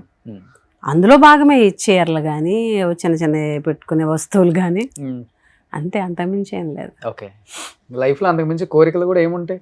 ఎప్పుడు జనం మధ్యలో ఉంటాం. నేను ఎప్పుడు అడిగేది బట్టల విషయము, ఎప్పుడైనా గోల్డ్ కొనుక్కుంటే అడుగుతాను. ఫస్ట్ ఆయన నిజం చెప్పి 100% ఆయనకి ఏంటంటే ఫేర్ గా మాట్లాడేస్తారు, ఎలా ఉన్నది అలా. ఫస్ట్ వద్దంటానే అంటారు. వద్దనే సరే మొహం డల్ అయిపోతుంది. వద్దు అంటే ఇంట్లో చాలా ఉన్నాయి వద్దని అర్థం, మగవాళ్ళది. వద్దనే సరే డల్ అయిపోతుంది. డల్ అయితే ఒకేసారి ఇల్లు అంతా సైలెంట్ అయిపోతుంది. ఓకే, మళ్ళీ అని ఒకటిసారి కొనుక్కుంటాం అంతే. ఇప్పుడు మన ఇంటర్వ్యూ పుణ్యమన్నా హైదరాబాద్ వచ్చారు, షాపింగ్ చేయండి, దసరా వస్తుంది. ఆబ్వియస్ గా చేస్తాం కదా, మళ్ళీ ఒప్పించి. కానీ ఇప్పుడు కూతురు విషయంలో నో చెప్తున్నారా? షాపింగ్ కానీ ఏదైనా కానీ కూతురు అంటే ఇప్పుడు తను ఇంకా అడిగే స్టేజ్ కాదు కదా. తీసుకున్న దాంట్లో నో చెప్పరు కదా. ఇప్పుడు నేనే ఎక్కువ పాపకు తీసుకుంటా ఉంటాను. అంటే ఖర్చు విషయంలో చాలా జాగ్రత్త. ఓకే, అంటే రూపాయి విలువ ఇప్పుడు తెలీదు, తర్వాత తెలుస్తుంది. అలా ఖర్చు పెట్టకూడదని డబ్బుల విషయం చాలా జాగ్రత్త. కానీ పెద్ద కుటుంబం కదా మీది, చాలా పెద్ద కుటుంబం, రాజకీయంగా చాలా డబ్బు చూస్తుంటారు, డైమండ్ స్పూన్. అలాంటిది ఇది ఎక్కడి నుంచి వచ్చింది మీకు? అంటే ఏ పరిస్థితుల్లో? అంటే రాజకీయంగా పెద్ద కుటుంబం కానీ ఫైనాన్షియల్ గా మాకు పెద్దగా అంత ఇది కాదు, మీడియమే. అంటే మా వాళ్ళు ఏంటంటే అప్పుడు జమీందారీ టైంలోనే భూములు పంచుకుంటూ తరిగేస్తారు. పాలిటిక్స్కి వచ్చిన తర్వాత ఏంటంటే సంపాదన అవన్నీ ఏం కాదు. అంటే మా ఏరియాలో ఎవరైనా చెప్తారు, పాలిటిక్స్ మనం ఏంటంటే ఒక పదవి, గౌరవం అండ్ జనాల్లో ఒక పేరు ఉండాలి, ఎప్పుడు గెలవాలి అన్న తాపత్రయమే తప్ప సంపాదించాలనేది ఎప్పుడూ లేదు. ఆనవాయితీ మా నియోజకవర్గం పెద్దగా ఉండదు, సంపాదన అనేది రాజకీయాల్లో పెద్దగా ఉండదు. ఫస్ట్ టైం అనుకుంటా మీ అంటే మీకు ఊహ తెలిసిన తర్వాత ఓటమి అనేది చూసింది మీరు, మీ ఫ్యామిలీ ఇదే ఫస్ట్ టైమా? First time. ఓకే, మీ పెద్దనాన్నగారు 4-5 టైమ్స్? మా నాన్నగారు వన్ టైం చేశారు, తర్వాత ఓడిపోయారు. ఓకే, మా ఫాదర్. పెద్దనాన్నగారు చేశారు కదా ముందు? మా పెద్దనాన్నగారు చేశారు. 4 టైమ్స్ ఏం చేశారు అనుకుంటా? మా పెద్దనాన్నగారు 7 టైమ్స్ ఎమ్మెల్యే. 7 టైమ్స్. ఒక 10 years మంత్రిగా చేశారు రాజశేఖర రెడ్డి గారు. నాన్నగారు మేనల్లుడు ఒకసారి ఎమ్మెల్యే. సో తర్వాత 2 టైమ్స్. ఫస్ట్ టైం ఓడిపోవటం అయితే అంతే, ఫస్ట్ టైం ఓడిపోవడం. నేను 3rd టైం పోటీ చేశాను, 2 టైమ్స్ గెలిచా, ఈసారి ఓడిపోయారు. హ్యాట్రిక్ కొడతాను అనుకున్నారు కదా మీరు? 100% అనుకున్నాం. ఇప్పటికీ నేను చెప్తాను, హ్యాట్రిక్ కొడతామని అనుకున్నాను. ఎలక్షన్ జరిగిన తర్వాత ఎగ్జిట్ పోల్స్ అప్పుడు కూడా ఏబిఎన్లోని ఒక ఇది జరిగింది, చర్చ జరిగింది. వైసీపీకి 34 సీట్లు ఎన్నో వస్తాయని ఒక చర్చ జరిగింది. ఆ ఏమేమి సీట్లు కూడా ఏబిఎన్లో చూపించారు. అందులో కురుపం ఉంది. వాళ్ళ ఛానల్లో కూడా 34 సీట్లే వైసీపీ గెలుస్తుంది అన్న సందర్భంలో కురుపాము నేను గెలుస్తానని, వైసీపీ గెలుస్తుందని ఉంది. అంటే మ్యాజిక్, ఈవీఎంస్ మ్యాజిక్ అనుకోవాలి 100%. మీరు 151 కలిసినప్పుడు కూడా ఈవీఎం మ్యాజిక్ అనుకున్నారా మరి? అలా ఇప్పుడు ఉంటుంది కదా, అప్పుడు ఈ చర్చ రాలేదు కదా. ఇప్పుడు క్లియర్గా కొన్ని కేస్ స్టడీస్ కనిపిస్తున్నాయి మీకు. 99% బ్యాటరీ ఛార్జ్ మేము చూసాము. ఎలక్షన్ రోజు క్లోజ్ చేసే టైంకి 60% ఉన్న ఈవీఎం రిజల్ట్ రోజు 99% అయింది. How is it is possible? Possible లేదు కదా. ఇప్పుడు ఈవినింగ్ 4 o'clock టైం పోలింగ్ అయ్యేసరికి 60-62% ఉంది, పోల్ అయింది. 6 o'clock అయ్యేసరికి 80% ఎలాగైపోద్దండి? 20% పోలింగ్ ఒక 2 గంటల టైం చాలదు కదండి. ఈవీఎం కి ఒక టైం ఉంటది కదా, ఆ టైం అలా క్యాలిక్యులేట్ 2 hours లో 20% ఆఫ్ పోలింగ్ 2 hours లో జరగలేదు. టైం చాలదు. పోలింగ్ బూత్ల దగ్గర మీరు కూడా ఉన్నారు కదా? ఉంటాం కదా ఆబ్వియస్ గా. మీరు కొన్ని మండలాలు, తన కొన్ని మండలాలు చూస్తాం. సిచ్యువేషన్ తెలుసు కదా మీకు కూడా అక్కడ. మేము వెళ్ళినప్పటికీ మామూలుగా ఉంది సిచ్యువేషన్. 50% పోలింగ్ అయింది ఆఫ్టర్నూన్ 3-4 ఆ టైంకి. ఈవినింగ్ అయ్యేసరికి 80 దాటిపోయింది. అసలు పొలిటికల్ హిస్టరీ కురుపం కాన్స్టిట్యున్సీ చూస్తే పోలింగ్ శాతం నమోదు చాలా ఎక్కువ ఈసారి. సడన్ గా పెరిగిపోయింది ఈవినింగ్ వ్యతిరేకత పెరిగిపోయిందంటారా లేకపోతే పోలింగ్ పెరిగిందంటారా? పోలింగ్ శాతము డిఫరెంట్ గా, అంటే ఈ ఈవీఎంస్ మ్యాజిక్ అనే అనుకోవాలా వాస్తవం చెప్పాలంటే. ఎందుకంటే కొన్ని కాన్స్టిట్యున్సీస్ కి హిస్టరీ ఉంటుంది, పోలింగ్ పర్సంటేజ్ ఎలా ఉంటుందని, లేకపోతే పోలింగ్ సరళ ఎలా ఉంటుంది, అది రిజల్ట్ సరళ ఎలా ఉంటుంది అని కొన్ని హిస్టరీ. అందులో కురుపం కాన్స్టిట్యున్సీకి కూడా ఒక హిస్టరీ ఉంది ఎప్పటి నుంచో. వాటన్నిటినీ బ్రేక్ చేసి పోలింగ్ సరళి పెరగడం, శాతం పెరగడం, జగన్మోహన్ రెడ్డి గారి మీద నెగిటివ్ ఏంటి అని అంటే జగన్మోహన్ రెడ్డి గారి మీద నెగిటివిటీ అసలు గ్రౌండ్లో ఎక్కడ కనిపించింది? ఆయన చేసిన తప్పు ఏంటి? ఆయన మంచిగా చేశారు. తప్పేం చేయకపోతే 11 సీట్లకు ఎందుకు కూర్చోబెట్టారు? అదే ఈవీఎం మ్యాజిక్. అరే అది తీసి పక్కన మీరు 11 సీట్లు చూస్తున్నారు, 40% ఓట్ షేర్ ఎందుకు చూడరు? 40% ఓట్ షేర్. మరి 40% ఓట్ షేర్ అంటే మామూలు విషయం కాదు కదా. ఎక్కడైనా హిస్టరీలో మన దేశ రాజకీయాల్లో 40% ఓట్ షేర్ వచ్చినటువంటి ఏ పార్టీకైనా 11 సీట్లు వచ్చినటువంటి పరిస్థితి ఉందా? 90,000 లక్షేసి మెజారిటీస్ రావడం ఏంటి? ఎక్కడా కూడా ఇప్పటి వరకు AP political history, combine state హిస్టరీలో అంతంత మెజారిటీలు వచ్చినటువంటి సిచ్యువేషన్ లేదు. దాన్నే ఉందిలేండి, అంత ఫ్యాన్ ఫాలోయింగ్ ఉంది. పవన్ కళ్యాణ్ గారే 2 చోట్ల ఓడిపోయారు లాస్ట్ టైం. మళ్ళీ ఇప్పుడు భారీ మెజారిటీతో గెలిచి డిప్యూటీ సీఎం అయ్యారు. దాన్నే ఉంది, దానికి దీనికి సంబంధం ఏముంటుంది? ఏంటి సంబంధం? వ్యతిరేకత అనేది కనిపించింది క్లియర్ గా అనేది కొంతమంది వాదన, క్లియర్ గా మనకు కనపడుతుంది. వ్యతిరేకత ఆ పార్టీకి సంబంధించిన వాళ్ళు మీరు ట్యాంపరింగ్ అంటారు. వ్యతిరేకత సృష్టించడం వేరు, వ్యతిరేకత కనిపించడం వేరు. మేము జనాల్లోకి వెళ్ళాం, మాకు తెలుస్తుంది. ఓటు అడగడానికి జనాల్లోకి మేము వెళ్ళినప్పుడు ఆ రెస్పాన్స్, టీడీపీ లీడరు అంటే టీడీపీ క్యాండిడేట్ వెళ్ళినప్పుడు రెస్పాన్స్ తెలిసిపోతుంది. మీకు ఎప్పుడైనా సరే ఎలక్షన్స్ అప్పుడు ఎలాగా రిజల్ట్ అనేది చెప్తారు ముందు అని అంటే పోలింగ్ సరళి ఒకటి, గ్రౌండ్ లెవెల్లోకి వెళ్ళినప్పుడు పీపుల్ యొక్క రియాక్షన్ ఎలా ఉందన్నది ఇంపార్టెంట్. సో మా కాన్స్టిట్యున్సీ తీసుకుందాము, 70-80% పంచాయతీస్ గ్రామాలు అన్నీ కూడా నేను తిరిగి ఓటు అడిగా. 60% కూడా అసలు క్యాండిడేట్ వెళ్ళలే. వెళ్ళిన దగ్గర అసలు ఆధారం లేదు, ఇప్పుడు ఆవిడకి తెలీదు. 70% పీపుల్కి టీడీపీ క్యాండిడేట్ మొహం కూడా తెలియదు మా కాన్స్టిట్యున్సీలో. జగదీశ్వరి 70% పీపుల్కి తెలియదు. ఈ రోజుకి ఎమ్మెల్యే అంటే తెలియదు. నేను అంటే ఇది మీకు అంటే కొంచెం ఆశ్చర్యంగా ఉంటుంది, కానీ ఇప్పటికీ గ్రామాల్లోకి వెళ్తే నేను ఎమ్మెల్యే అనుకో, నా దగ్గరకు వచ్చి సమస్యలు చెప్తే నేను ఎమ్మెల్యేని కాదు, కొత్త ఎమ్మెల్యే అయింది అంటే బాగోదని అది ఇది గ్రౌండ్ లెవెల్ నిజమా కదా మీరు కనుక్కోండి. పోనీ మీ మీడియా వాళ్ళు ఉంటారు కదా, కనుక్కోండి నిజమా కాదని. అసలు తెలియని పర్సన్, నాలెడ్జ్ లేదు, ఏమి లేదు, అసలు ఆవిడ గురించి మాట్లాడడం కూడా వేస్ట్ చెప్తున్నాను జనరల్గా. సో ఆ పొలిటికల్ సరళి, ఆ పొలిటికల్ రియాక్షన్స్, జనాల రియాక్షన్స్ అనేవి మాకు తెలిసిపోతుంది. కానీ వై నాట్ 175 అనేది ఓవర్ కాన్ఫిడెన్స్ అనిపించలేదండి? ఇప్పుడు చాలా మంది ఓడిపోయిన తర్వాత నేను ఇంటర్వ్యూలు చేశాను, రోజా గారిని కావచ్చు, చాలా మందిని చేస్తున్నాను. మీరు ఎక్కడికి వెళ్ళినా వై నాట్ 175 అనండి అని చెప్పేసి అన్నారు. వై నాట్ 175 అనేది ఓవర్ కాన్ఫిడెన్స్ అనిపించలేదా? అంటే ఇప్పుడు లేదండి, మనకి గ్రౌండ్ లో వ్యతిరేకత ఉంది, మనం ఇష్టానికి కులాల గురించి మాట్లాడాము, వ్యక్తుల గురించి మాట్లాడాము, ఫ్యామిలీని బయటికి తీసాము, కొంత వ్యతిరేకత ఉంది, ఆ వ్యతిరేకత ఎక్కువ కనిపిస్తుంది, కొంత వ్యతిరేకత పార్టీది కనిపిస్తుంది, మీరు ఇలా వై నాట్ 175 సిద్ధం అని చెప్తున్నారు. ఓకే, మిమ్మల్ని ఎలా చెప్పమంటారు, తప్పులు కూడా చెప్పుకోవాలి కదా అంటే వింటలేదు అనేది వాస్తవా కాదు? అసలు అది కరెక్ట్ కాదు. ఇప్పుడు ఓవర్ కాన్ఫిడెన్స్ అని ఎలా అంటారు? 175 అంటే ప్రజలకి ఇన్ని పథకాలు ఇచ్చి ప్రజలకి డైరెక్ట్ సర్వీస్ చేసిన తర్వాత కరోనా టైంలో ఎటువంటి కరప్షన్ లేకుండా 1.5 year టైంలో ఆడిట్ లేకుండా ఇష్టం వచ్చినట్టు కరప్షన్ చేసే అవకాశం సంవత్సరంన్నర కరోనా టైంలో ఎంత చేసినా ఎవడు అడిగేవాడు లేడు. కానీ ఎక్కడ కూడా ఒక్క మచ్చ రాలేదు. ఒక్క మచ్చ రాకుండా సంవత్సరంన్నర ఇండియాలోనే one of the best services, ఎన్నో ప్రాణాలు కాపాడి అంత బాగా సర్వీస్ కరోనా టైంలో చేశారు. చరిత్రలో ఎప్పుడు లేనన్ని పథకాలు డైరెక్ట్గా ప్రజలకి, మధ్యలో నాయకుల చేతులకు వెళ్లకుండా డైరెక్ట్గా ప్రజలకు ఇచ్చారు. ఇంటి నుంచి బయటికి కాళ్ళు పెట్టకుండా వాలంటీర్ ద్వారా ఇచ్చారు.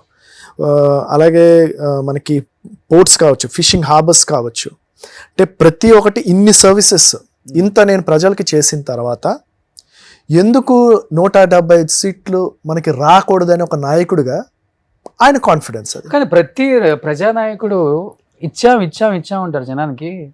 ఎవరి డబ్బులు ఎవరికి ఇచ్చారండి అసలు? మరి ఏ గవర్నమెంట్ వచ్చినా కానీ ప్రజల డబ్బే వాళ్ళకి ఇస్తున్నారు. ఇప్పుడు ఇంత పెద్ద భారీ లిక్కర్ స్కామ్ మిథున్ రెడ్డి గారు కూడా జైల్లోనే ఉన్నారు కనిపిస్తుంది. ఆరోపణలు రుజువు అవుతున్నాయి కదా. ఎక్కడ రుజువైనాయి? క్లియర్ గా అన్ని కోట్లు ఎక్కడ రుజువైనాయి? ఇప్పుడు 11 crores దొరికినాయి. ఆ 11 crores ఎవరికి? ఇప్పుడు ఆరోపణలు వేరండి. చంద్రబాబు నాయుడు గారి మీద కూడా కేసులు ఉన్నాయి. ఆయన కూడా ఈ రోజు బెయిల్ మీద ఉన్నది ఆరోపణలో ఒక కేసులోనే కదా, ఆయన ఇంకా నిరూపించబడలేదు కదా. ఇవి కూడా అంతే. లిక్కర్ స్కామ్ అనేది వాళ్ళు స్కామ్ అంటున్నారు. లిక్కర్ స్కామ్ అని చెప్పి ఈరోజు చేసేది ఆరోపణలే. ఈరోజు ఇప్పటి వరకు అరెస్ట్ చేశారు, 11 crores అని చెప్పారు. రాజకేశ్ రెడ్డికి సంబంధించి 11 crores అన్నారు. ఆయనకు సంబంధం లేదు అని చెప్పి కోర్టుకి ఇస్తే ఈ రోజు వరకు కూడా సిట్ వాళ్ళు ఆన్సర్ ఇవ్వలేదు కోర్టుకి. ఆ 11 crores ఎక్కడివి అని చెప్తే, కాదు, అంటే liquors- ఏది కూడా ఇప్పుడు మీకు జనరల్ గా ఆరోపణలు తప్ప నిరూపించబడలేదు ఇప్పుడు జనరల్ ప్రతిదీ గా కూడా. లిక్కర్ స్కామ్ అనేది ఒకవేళ అది స్కామ్ అయితే గవర్నమెంట్ కి ఎప్పుడు రాలేనంత ఆదాయం వచ్చింది. దాంతో జనం వచ్చింది. కూడా చనిపోయారు కదా. మరి అది స్కామ్ ఎలా అవుతుంది? దాంతో జనం కూడా చనిపోయారు కదా. జనం చనిపోయారండి, మనం ఎలా స్పిరిట్ చెప్తాం? స్పిరిట్ అది wrong. లిక్కర్ లో కలిపి అమ్మారు. అది జనం wrong. చనిపోయారు. అది రాంగ్. ఆ, లిక్కర్ వల్ల చనిపోయారు అన్నది రాంగ్. లిక్కర్ చనిపోయింది మెడికల్ గా ఇప్పుడు prove వాళ్ళ చేయాలి గవర్నమెంటే కదండి. కదా, ప్రూవ్ చేయమని చెప్పండి. లిక్కర్ వాళ్ళు చనిపోయారని. సరే, లిక్కర్ వాళ్ళు చనిపోయారు అని అంటున్నారు కదా. ఇప్పుడు డిస్టిలరీస్ ఏవైతే ఉన్నాయో, ఈ గవర్నమెంట్లో ఉన్నటువంటి డిస్టిలరీస్ ఏవైతే ఉన్నాయో, జగన్మోహన్ రెడ్డి గారి గవర్నమెంట్లో ఉన్నటువంటి డిస్టిలరీస్ ఏవి ఉన్నాయో అవే సేమ్ ఇప్పుడు. 2014 నుంచి 19 డిస్టిలరీస్కి పర్మిషన్ ఇచ్చింది చంద్రబాబు నాయుడు గారే. Okay. అవే డిస్టిలరీస్ జగన్మోహన్ రెడ్డి గారు కంటిన్యూ చేశారు. ఇప్పుడు మళ్ళీ అవే వీళ్ళు కంటిన్యూ చేస్తున్నారు, కూటమి ప్రభుత్వం వాళ్ళు. మరి ఏ డిస్టిలరీ మీద కూడా ఎందుకు చర్యలు తీసుకోలేదు? మళ్ళీ అవే ఎందుకు కంటిన్యూ చేస్తున్నారు? మీ పార్టీ డిమాండ్ చేస్తుంది అసలు? ఆ, మీ demand పార్టీ కనిపిస్తుందా? వాయిస్ వినిపిస్తుందా? ఆ, అసెంబ్లీకి వస్తున్నారా? ఇప్పుడు అసెంబ్లీ గెలిచిన 11 మంది. సరే మీరు అంటున్నారు. ఆ, ఇప్పుడు జగన్మోహన్ రెడ్డి గారు ఒక ప్రెస్ మీట్ పెడితే 1.5 hours ఉమ్, ప్రభుత్వాన్ని ప్రశ్నించడం కానీ, ప్రభుత్వాన్ని నిలదీయడం కానీ, అసలు ప్రభుత్వం ఎలా ఫెయిల్యూర్ అయింది, ఉమ్, మీరు ఇచ్చినటువంటి హామీలు ఏంటి, ఉమ్, ఈరోజు మీరు చేస్తున్నది ఏంటి అనేది 1.5 hours ఆయన క్వశ్చన్ చేస్తున్నారు. ఉమ్. అసెంబ్లీకి వెళ్తే ఒక ఎమ్మెల్యేగా చూస్తాము, 5 నిమిషాల కన్నా ఎక్కువ టైం ఇవ్వన్నారు. 5 నిమిషాల్లో ఏం చెప్తారండి? అందుకని అసెంబ్లీకి వెళ్దా? ఈరోజు జగన్మోహన్ రెడ్డి గారు రాలేదని క్వశ్చన్ చేసే వాళ్ళందరూ కూడా ఆ రోజు చంద్రబాబు నాయుడు రాకపోతే ఎందుకు అడగలేదు? ఉమ్, ఆయన ఏదో జరిగిందని చెప్పేసి సృష్టించేసుకొని ఉమ్, మళ్ళీ నేను ముఖ్యమంత్రి అయితే వస్తాను శపథం చేసి వెళ్ళిపోయారు. ఎందుకు ఎవరు చంద్రబాబు నాయుడు గారిని ప్రశ్నించలేదు? ఎందుకు చంద్రబాబు నాయుడు గారిని ప్రశ్నించలేదు? అంటే ఈ రాష్ట్రంలో చంద్రబాబు నాయుడు గారు ఏది చేస్తే అదే కరెక్ట్, జగన్ ఏది చేసినా తప్పు. ఉమ్. ఈ ప్రాజెక్ట్ చేసేవాళ్ళు ఎక్కువైపోయారు. ఈరోజు జగన్ గారు క్లారిటీ ఇచ్చారు. ఈరోజు కోర్టులో కూడా పిటిషన్ వేశారు, ప్రతిపక్ష హోదా ఇవ్వండి అని. ఉమ్. మీరు ప్రతిపక్ష హోదా ఇవ్వడానికి మీకేంటి ప్రాబ్లం?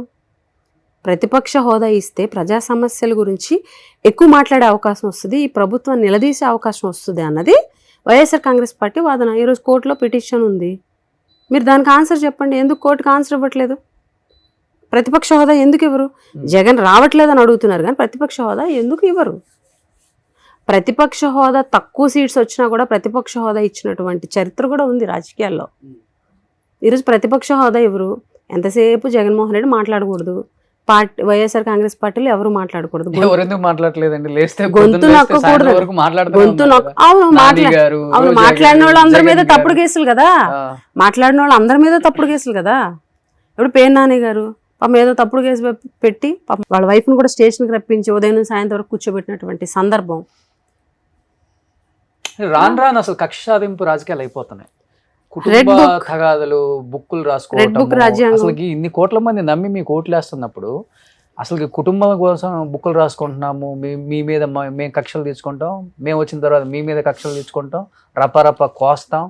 అసలు జనం చూస్తుంటే అసలు ఈలక మనం ఓట్లు వేస్తుంది అనుకుంటున్నారు ఆంధ్రప్రదేశ్లో. వాస్తవంగా అనిపించట్లేదా మీకు? వాస్తవంగా ఇప్పుడు అధికారంలో లేరు కాబట్టి కొన్ని న్యూస్లు కొంచెం వింటుంటారు కదా, ఇప్పుడు ఖాళీగా ఉండి కొంచెం ఏమనిపిస్తుంది ఓవరాల్గా చూస్తున్నప్పుడు? ప్రజలు వీళ్ళకైనా ఓట్లు వేసింది వాళ్ళు అనుకుంటున్నారు మేము వెళ్ళినప్పుడు. మీకు అనిపించట్లేదా మాకా వీళ్ళు ఓట్లు వేసింది పాపం ఇబ్బంది పడుతున్నారు, బాధపడుతున్నారు, ఇలానా మనం మాట్లాడాల్సింది, ఇలానా మనం ఉండాల్సింది, ఇదా రాజకీయం అంటే, ఇది కదా కోరుకుంటుంది అని అనిపించట్లేదా నిజంగా పరీక్షిత్ రాజు గారు మీకు? రెడ్ బుక్ రాజ్యాంగం అనుకొని ఫస్ట్ వచ్చి విధ్వంసంతో గవర్నమెంట్ని మొదలు పెడితే ఇంకేం గవర్నమెంట్ నడుస్తుంది? ఇప్పుడు గవర్నమెంట్ వచ్చిన తర్వాత ఒక పీస్ఫుల్ వాతావరణం, శాంతి భద్రతలు అంటే ప్రశాంతంగా ఉండేటట్టు సిగ్నల్ ఇవ్వాలి గవర్నమెంట్ అన్నది. ఒక ముఖ్యమంత్రి గారు వాళ్ళ అబ్బాయి ఒక మంత్రిగా ఆయన ముఖ్యమంత్రిగా ఆయనే లీడ్ చేస్తున్నారు రెడ్ బుక్ రాజ్యాంగం అనుకొని.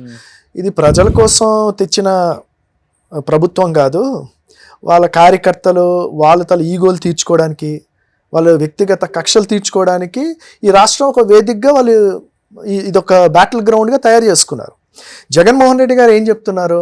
డిజిటల్ బుక్ అనేది ఏంటంటే, ఎవరైతే ఈ రెడ్ బుక్ రాజ్యాంగం పెట్టుకొని అన్యాయంగా ఎవరి మీదైతే తప్పుడు కేసులు పెట్టి కక్ష సాధింపులు జరిగాయో వాళ్ళకి న్యాయం జరిగేటట్టు చూస్తామంటున్నారు. చట్టం ముందు నిలబెట్టి అది కూడా చట్టం ముందు నిలబెట్టి వాళ్ళకి శిక్ష పడేటట్టు చూస్తాము. That is digital book. Okay. అంతేగాని మన ఈగోలు తీర్చుకొని ఎవరు పడితే వాళ్ళ మీద కక్షలు తీర్చుకోవడానికి డిజిటల్ బుక్ అని ఎక్కడ ఆయన అనట్లే. అక్కడే మిస్కన్సెప్షన్. జగన్మోహన్ రెడ్డి గారు చెప్పేది డిజిటల్ బుక్ అనేది ఏంటంటే రెడ్ బుక్ రాజ్యాంగం అని పెట్టి పోలీసులను కూడాను వాళ్ళ సొంత మనుషులుగా వ్యవస్థగా మార్చుకొని ఇష్టం వచ్చినట్టు కేసులు పెట్టి ఆ పిటి కేసులు పెట్టి 10 సార్లు తిప్పి రిమాండ్లని మామూలు కేసులు 14 రోజులు రిమాండ్ అని జైల్లో పెట్టి హింసలు పెట్టి ఎక్కడో ఉన్న సోషల్ మీడియా ఎప్పుడో 4 సంవత్సరాల ముందు జరిగిన సోషల్ మీడియాకి ఈరోజు మా కురుపంలోని ఎక్కడో తూర్పుగోదావరి జిల్లాలో ఉన్న ఒక పోస్ట్కి మా జిల్లాలో మా నియోజకవర్గం కురుపం అంత మారుమూల దగ్గరికి అక్కడ కేసులు పెట్టడం ఏంటి, కంప్లైంట్లు, మా మనోభావాలు దెబ్బతిన్నాయి అనుకో 4 సంవత్సరాల తర్వాత దానికి వాళ్ళు అనమాట ఈ స్టేషన్లు తెచ్చి ఇక్కడ తిప్పుకొని 4 రోజులు తిప్పి జైల్లో పెట్టి ఇవన్నీ వ్యక్తిగత కక్షలు. వ్యక్తిగత కక్షలకు కాదు కదా రాజకీయాలు చేసేది. రాష్ట్రాన్ని ఇక్కడ వేదికగా చేసింది. బాగా మారుమూల నియోజకవర్గం కదా మీది, ఒరిస్సాకి దగ్గరలో బోర్డర్ లో ఉంటుంది. ఎలా ఉంటుంది అక్కడ, అంటే సోర్స్ ఆఫ్ ఇన్కమ్ ఎలా ఉంటుంది, అసలు ఏంటి అసలు చాలా చాలా కూడా లాస్ట్ గవర్నమెంట్ లో మీకు ఇచ్చిన శాఖకు అంతా మీరు చేయలేకపోయారు, గిరిజనులు డెవలప్ అవ్వలేకపోయారు, సో దాని మీద అంతగా ఫోకస్ పెట్టలేకపోయారు పుష్ప శ్రీవాణి గారు అనే ఆరోపణ కూడా ఉంది కాబట్టి మీ మీద ఏంటి అసలు ఓవరాల్ గా ఎలా ఉంటుంది నియోజకవర్గం కానీ లేకపోతే మీ జనరల్ గా అండి ఆరోపణలు వేరు వాస్తవాలు వేరు. ఏమీ చేయలేదు అని అంటే నేను చేశానని చెప్పుకోవడానికి కూడా నాకున్నాయి. అంటే చరిత్ర అనేది ఎవరు తీయలేరు. ఇప్పుడు నేను మంత్రిగా ఉన్నప్పుడు గిరిజన సంక్షేమ శాఖ మంత్రిగా ఉన్నప్పుడు జగన్మోహన్ రెడ్డి గారు ఒక మంచి ఆలోచన, దగ్గరగా 3 లక్షల ఎకరాలకి 1,70,000 మందికి ROFR పట్టాలు ఇచ్చాం, పోడు పట్టాలు. ఆ పోడు పట్టాల కోసం కొన్ని దశాబ్దాలుగా రోడ్లెక్కి ఫైట్ చేశారు. అంటే మేము సాగు చేసుకునే భూమికి మాకు హక్కు కల్పించండి అని. ఎవరు పట్టించుకోలే. అప్పుడు రాజశేఖర రెడ్డి గారు ఉన్నప్పుడు కొంతమందికి ఇచ్చారు. మళ్ళీ జగన్ గారు వచ్చిన తర్వాతే 1,70,000 మందికి 3 లక్షల ఎకరాలు, 2 ఎకరాలు దాటి లేని వాళ్ళందరికీ 2 ఎకరాలు కంపల్సరీ చేస్తూ అటు ROFR పట్టాలు కానీ డీకేటీ పట్టాలు కానీ ఇవ్వడం జరిగింది. అది హిస్టరీ. అది నేను మంత్రిగా ఉన్నప్పుడే జరిగింది. నేను చెప్పుకోవచ్చు, తరతరాలు చెప్పుకోవచ్చు నా హయాంలో జగన్మోహన్ రెడ్డి గారు ముఖ్యమంత్రిగా ఇన్ని ఇచ్చాము అని. అది చాలా ట్రైబ్స్కి చాలా అవసరమైనటువంటి ఒక పథకం అనమాట ROFR పట్టాలు అనేది. అలాగే ఇంజనీరింగ్ కాలేజ్, కురుపం కాన్స్టిట్యున్సీ గురించి చెప్తున్నాను. ఇంజనీరింగ్ కాలేజ్ 150 కోట్లు 102 ఎకరాలతోటి స్టేట్కి ఒకే ఒక ఇంజనీరింగ్ కాలేజ్ వచ్చింది, గవర్నమెంట్ ఇంజనీరింగ్ కాలేజ్ JNT వారిది. అది కురుపంకి నేను తీసుకురాగలిగాను. మా పార్వతీపురం మన్యం జిల్లా అనేది విజయనగరం జిల్లాలో ఉండేది. కురుపం నుంచి ఇంత దూరం నుంచి గుమ్మలేశ్వరపురం నుంచి దగ్గరగా 100 కిలోమీటర్ల అవతల 2-2.5 గంటల ప్రయాణం చేసుకుని వెళ్ళవలసి వచ్చేది. జగన్మోహన్ రెడ్డి గారు ముఖ్యమంత్రిగా పార్వతీపురం మన్యం జిల్లా చేసుకోగలిగాం. అందులో ఖచ్చితంగా కీలక పాత్ర మాది ఉంది, నేను గర్వంగా చెప్పుకోగలను. సెంట్రల్ యూనివర్సిటీ తీసుకురాగలిగాము. ట్రైబల్ సెంట్రల్ యూనివర్సిటీ టీడీపీ గవర్నమెంట్లో అటు కొత్తవలస వెళ్ళిపోతే విశాఖ సైడు సాలూరు కాన్స్టిట్యున్సీ మళ్ళీ మా పార్వతీపురం మన్యం జిల్లాలోకి తీసుకురాగలిగాం central university, tribal central university.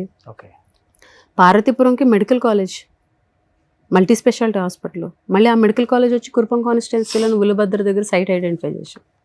Palakonda కాన్స్టిట్యున్సీకి మల్టీ స్పెషాలిటీ హాస్పిటల్. ట్రైబ్స్ కోసం ఇదంతా తెలుసు మీకు నియోజకవర్గం. మా కాన్స్టిట్యున్సీలో నేను వేసిన రోడ్లు 180 కిలోమీటర్ల రోడ్ వేసా. ట్రైబల్ వెల్ఫేర్ డిపార్ట్మెంట్ లో నేను మినిస్టర్ గా ఉంటూ 180 కిలోమీటర్ల రోడ్డు నాకు తెలిసి స్టేట్ ఫస్ట్. నాకు ఒక కాంట్రాక్టర్ చెప్పారు, మీదే హైయెస్ట్ అమ్మా 180 కిలోమీటర్లు స్టేట్ లోనే అన్ని రోడ్లు వేసారని. వీళ్ళు ఏం చెప్తారంటే అసలు ఏమీ వేయలేదు. ఏమి వేయకపోతే ఇప్పుడు తిరిగేవన్నీ ఏంటి? ఇప్పుడు మేము వేసిన రోడ్లు ఎలక్షన్ ముందు ఫార్మేషన్లో ఉన్నాయి, ఎలక్షన్ అయిపోయిన తర్వాత అలాగ ఎలక్షన్ కోడ్ కంప్లీట్ అవుతాయి కదా, అవి వెళ్ళి రిబ్బన్ కటింగ్లు చేస్తున్నారు మేము వేసిన రోడ్ని. వాళ్ళు ఏదో తెచ్చినట్టు 1.5 year అవుతుంది. ఎన్ని రోడ్లు తెచ్చారు? 2-3 రోడ్లు అంతే. కానీ ట్రైబల్స్ లో కొంచెం ఈ 30-35 సంవత్సరాలకే వృద్ధాప్యం వచ్చేస్తుంది కదా. అలా ఏం లేదు, ఫుడ్ అంటే సరైన 50 years వరకు ఉంటుంది.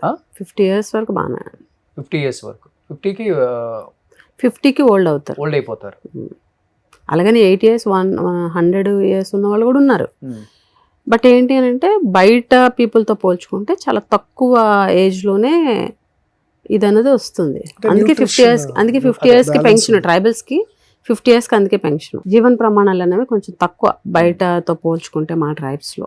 కానీ పరీక్షిత్ గారు ఒకటి ఉంటుంది, పేరుకే ఆమె మంత్రి, ఆమె డిప్యూటీ చీఫ్ మినిస్టర్, కానీ షాడో మాత్రం షాడో మంత్రి, shadow deputy chief minister Parikshit Raju. ఈ మాట ఏకీభవిస్తారా?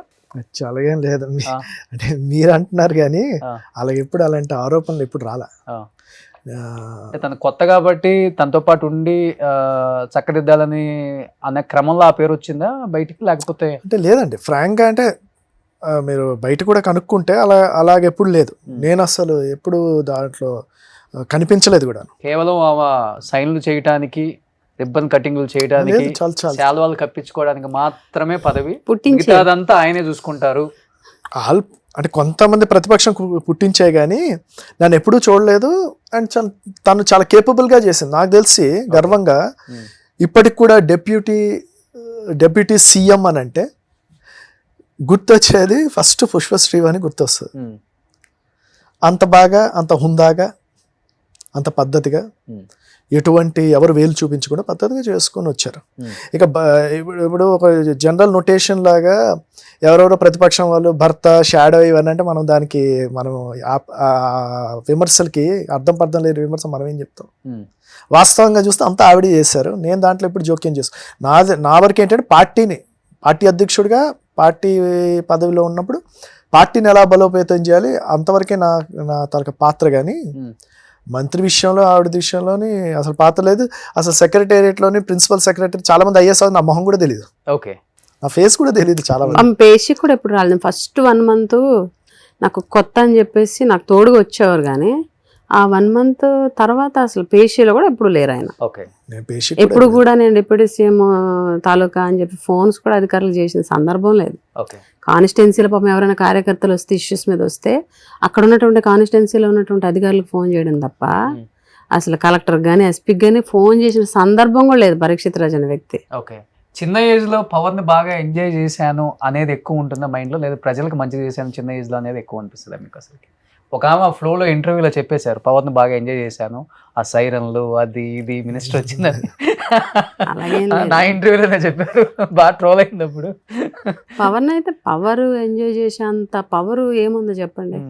మాకు 3 years నేను మంత్రిగా పనిచేసింది. 3 yearsలో 1.5 year కరోనా. ఎవరిని కలవడానికి లేదు, ఎవరి దగ్గరికి వెళ్ళడానికి లేదు. Okay. Only service motto, government తరపున సర్వీస్ మోటో తప్ప 1.5 year ఏం లేదు. ఇంకో 1.5 yearలోని మనం చేయగలిగింది నేను డిపార్ట్మెంట్లో చేయగలిగి ఈ రోజుకి కూడా మచ్చ లేకుండా, అసలు ట్రైబల్ వెల్ఫేర్ డిపార్ట్మెంట్లో ఇప్పుడున్నటువంటి ఏ డిపార్ట్మెంట్ వాళ్ళన్నా ఒక మచ్చ లేకుండా నేను చేయగలిగా. కానీ వినేవాళ్ళండి మీ మాట, చాలా చిన్న ఏజ్, ఏంటి ఒక రెస్పెక్ట్ ఇచ్చేది, మాట అనేది మాకు వాళ్ళు చెప్పారు పెద్దోళ్ళు, అసలు వాళ్ళని అడగండి, ఇట్లాంటివి ఏమైనా వచ్చాయా? ఎందుకంటే వాస్తవంగా చాలా మంది పోర్ట్ఫోలియోస్ ఇచ్చారే కదా పేరుకి, అంతా కూడా అక్కడి నుంచే రావాలి. ఫ్రీడమ్ ఉంది, ఉందా? ఫ్రీడమ్ ఉంది, జాగ్రత్తగా చేయగలిగాము, సక్సెస్ఫుల్గా చేయగలిగాము. ఇప్పుడు అపోజిషన్ వాళ్ళు పెట్టిందే తప్ప మనం ఏం చేయలేదు, డిప్యూటీ సీఎం ఏం చేసిందంటే చెప్పుకోవడానికి 100 ఉన్నాయి. ఎప్పుడు ఎవరు చేయలేనటువంటి రిఫార్మ్సెస్ కూడా నేను మంత్రిగా ఉన్నప్పుడు నేను చేయగలిగా. నేను ఒకరితో వేలు పెట్టి చూపించుకోవాలా. ఈరోజు గవర్నమెంట్ మారింది, వాళ్ళ గవర్నమెంట్ ఉంది. నేను ఇప్పుడు ఎంత డేర్గా, ఎంత ధైర్యంగా విమర్శలు చేయగలుగుతున్నాను అని అంటే అధికార పార్టీ వాళ్ళే. నేను తప్పు చేయలేదు. డిపార్ట్మెంట్లో నేను మంత్రిగా పనిచేసి ఇప్పుడు కొత్త వాళ్ళు వచ్చారు, వాళ్ళ గవర్నమెంట్ చెప్పండి పలానా తప్పు చేశారని చెప్పలేరు. ఎవరు వేలు పెట్టి చూపించుకోవాలా, నేను పని చేయలేదు. నా వర్క్ నాకు మంత్రిగా బాధ్యత ఇచ్చారు, ఆ బాధ్యతని 100% సక్సెస్ఫుల్గా ముందుకు తీసుకెళ్ళా. నేను చేయగలిగినంత నేను కంపల్సరీ ట్రైబ్స్కి చేయగలిగాను. ఇదేంటి ఎలక్షన్స్కి అంటే మీరు కంటెస్ట్ చేయకముందు వేయించుకున్నారా వైఎస్ఆర్ అని, లేకపోతే ఎమ్మెల్యేగా గెలిచిన తర్వాత? 2014 గెలిచిన తర్వాత. అదేంట ఎవరైనా జగన్ గారు పేరు వేయించుకుంటారు, మీరు వాళ్ళ నాన్నగారు పేరు వేయించారు? అసలు ఫస్ట్ రాజశేఖర రెడ్డి గారి అభిమాని. చదువుకునే టైం నుంచి 2004 డిగ్రీ చదువుకునే టైంలో కూడా మాకు హాస్టల్ యుద్ధాలు అయ్యాయి మాకు అటేపు టీంకి. ఓకే. రాజశేఖర రెడ్డి గారి గురించి చదువుకునే టైంలో అంత వీరాభిమాని రాజశేఖర రెడ్డి గారికి. ఆయన చనిపోయినప్పుడు కూడా తిండి మానేయడం, ఏడవడం, అవన్నీ జరిగినాయి. ఆయన అంటే చాలా అభిమానం. సో అందుకే టాటూ వేసుకున్నాను నేను ఓకే 2015-16 ఆ టైంలో. ఓకే అప్పుడే ఎమ్మెల్యేలని జంపింగ్ ఎమ్మెల్యేస్ 23 ఎమ్మెల్యేస్ 23 అవునవును, మెంబర్స్ అవును. ఎమ్మెల్యేస్ ఆ, ఆ టైంలో అందరిని ఇది చేస్తున్నప్పుడు ఉమ్, ఎంత చెప్పినా ఇది ఆగేది కాదు. వాళ్ళు వచ్చి ప్రలోభ పెట్టడం ఆగేది కాదు. ఉమ్, లైఫ్ లాంగ్ కట్టికాలే వరకు వైఎస్ఆర్ ఫ్యామిలీతోటే ఉంటామన్న మెసేజ్ ఇవ్వడం కోసం నేను ఆ రోజు స్టార్ట్ వేయించుకున్నా. ఓకే. సో మీరేమేం చేయరండి? ఆమె పేరు ఏం చేయరా? ఆడితే అవుదా?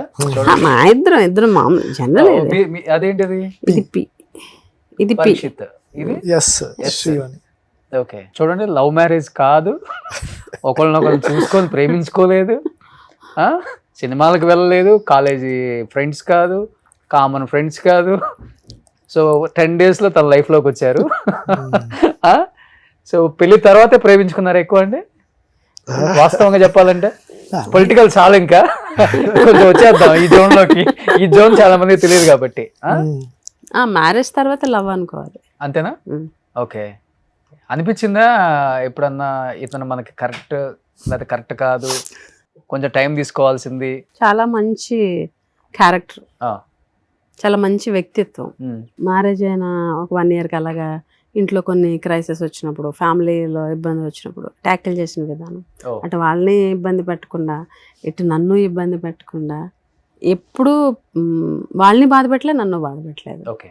చాలా మంచి వ్యక్తిత్వం. ఉమ్, అందుకని మ్యారేజ్ తర్వాత ఆటోమేటిక్గా ఏ ఆడపిల్ల అయినా భర్త లవ్లో పడుతుంది. ఉమ్, అలాగే నేను కూడా. ఓకే. మా ఇద్దరు అంటే ఎవరు చూసినా కూడా మా ఇద్దరు అండర్స్టాండింగ్, ఒకటే మాట మీద ఉంటాం. ఉమ్, ఏదైనా నోట్లో నుంచి ఒకటి వచ్చిందంటే ఇద్దరు డిస్కస్ చేసుకున్నది అయితేనే వస్తుంది ఓకే. ఏ డెసిషన్ అయినా. ఓకే. మా ఇద్దరు మాట్లాడుకోకుండా సింగిల్ డెసిషన్ ఏ రోజు లేదు. కానీ ఇంట్లో పై చేయి మీదేని విన్నాను నేను. అలా కనిపిస్తుంది. కాదు కాదు, అలా మీరు కనిపిస్తుంది. చెప్పండి అండి. సరే, మీరు అన్నదే కరెక్ట్ అనుకుందాం. పై అమ్మో, డిమాండ్ ఎక్కువ చేస్తుందండి, కమాండ్ అసలుకి మనం తట్టుకోలేము అని ఆయన అన్నారు నాతో.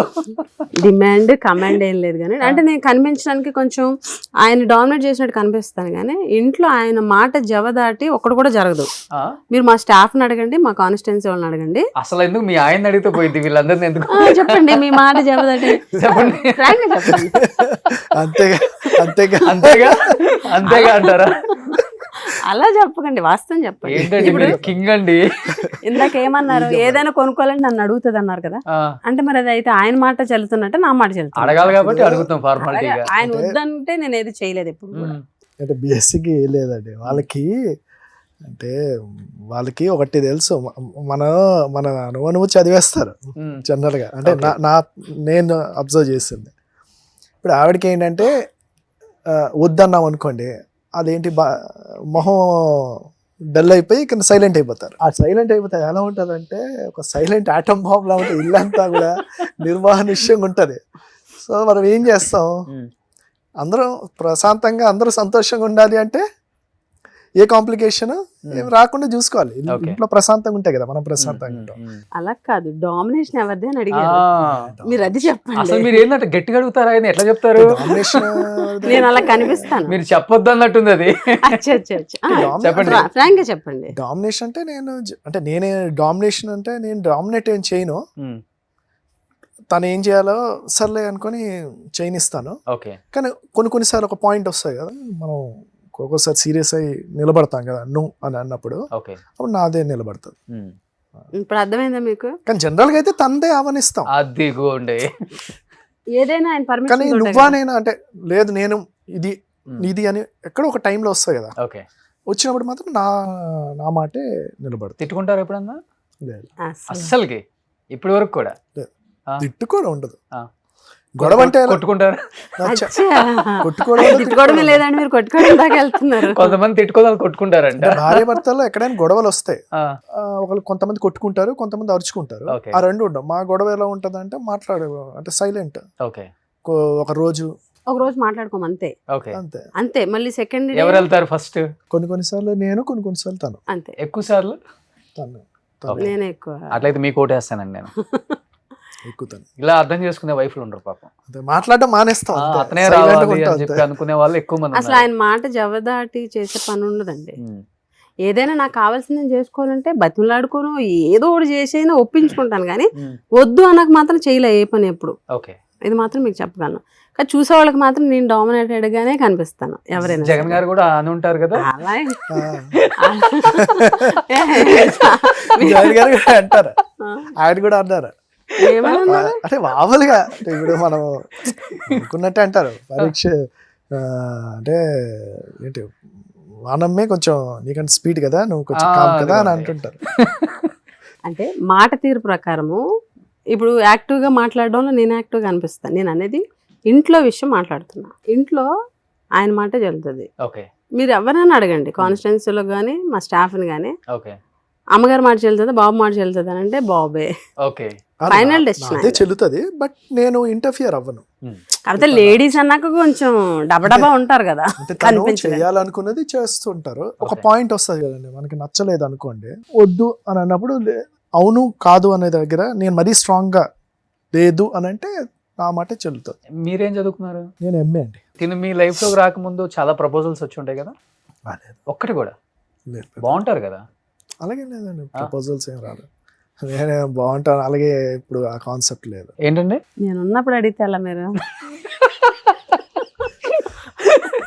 ప్రపోజల్స్ అంటే కాదండి, అధికారంలో ఉన్నప్పుడు ఎలానో ఇలాంటి క్వశ్చన్లు అడగలేము. అంటే ఏమంటారు అంటే నేను మీకు కూడా ఉంటుంది కదా చెప్పాలని. నేను పెళ్ళవక ముందు సర్పంచ్ గా ఉన్నాను కదా. కాలేజ్ డేస్ లో నేను చెప్పేది. కాలేజ్ వస్తాయి కదా మరి, అదే అడుగుతున్నారు. కాలేజ్ టైంలో ఉంటాయి పర్సనల్ గా అడగండి, చాలా చెప్తారా?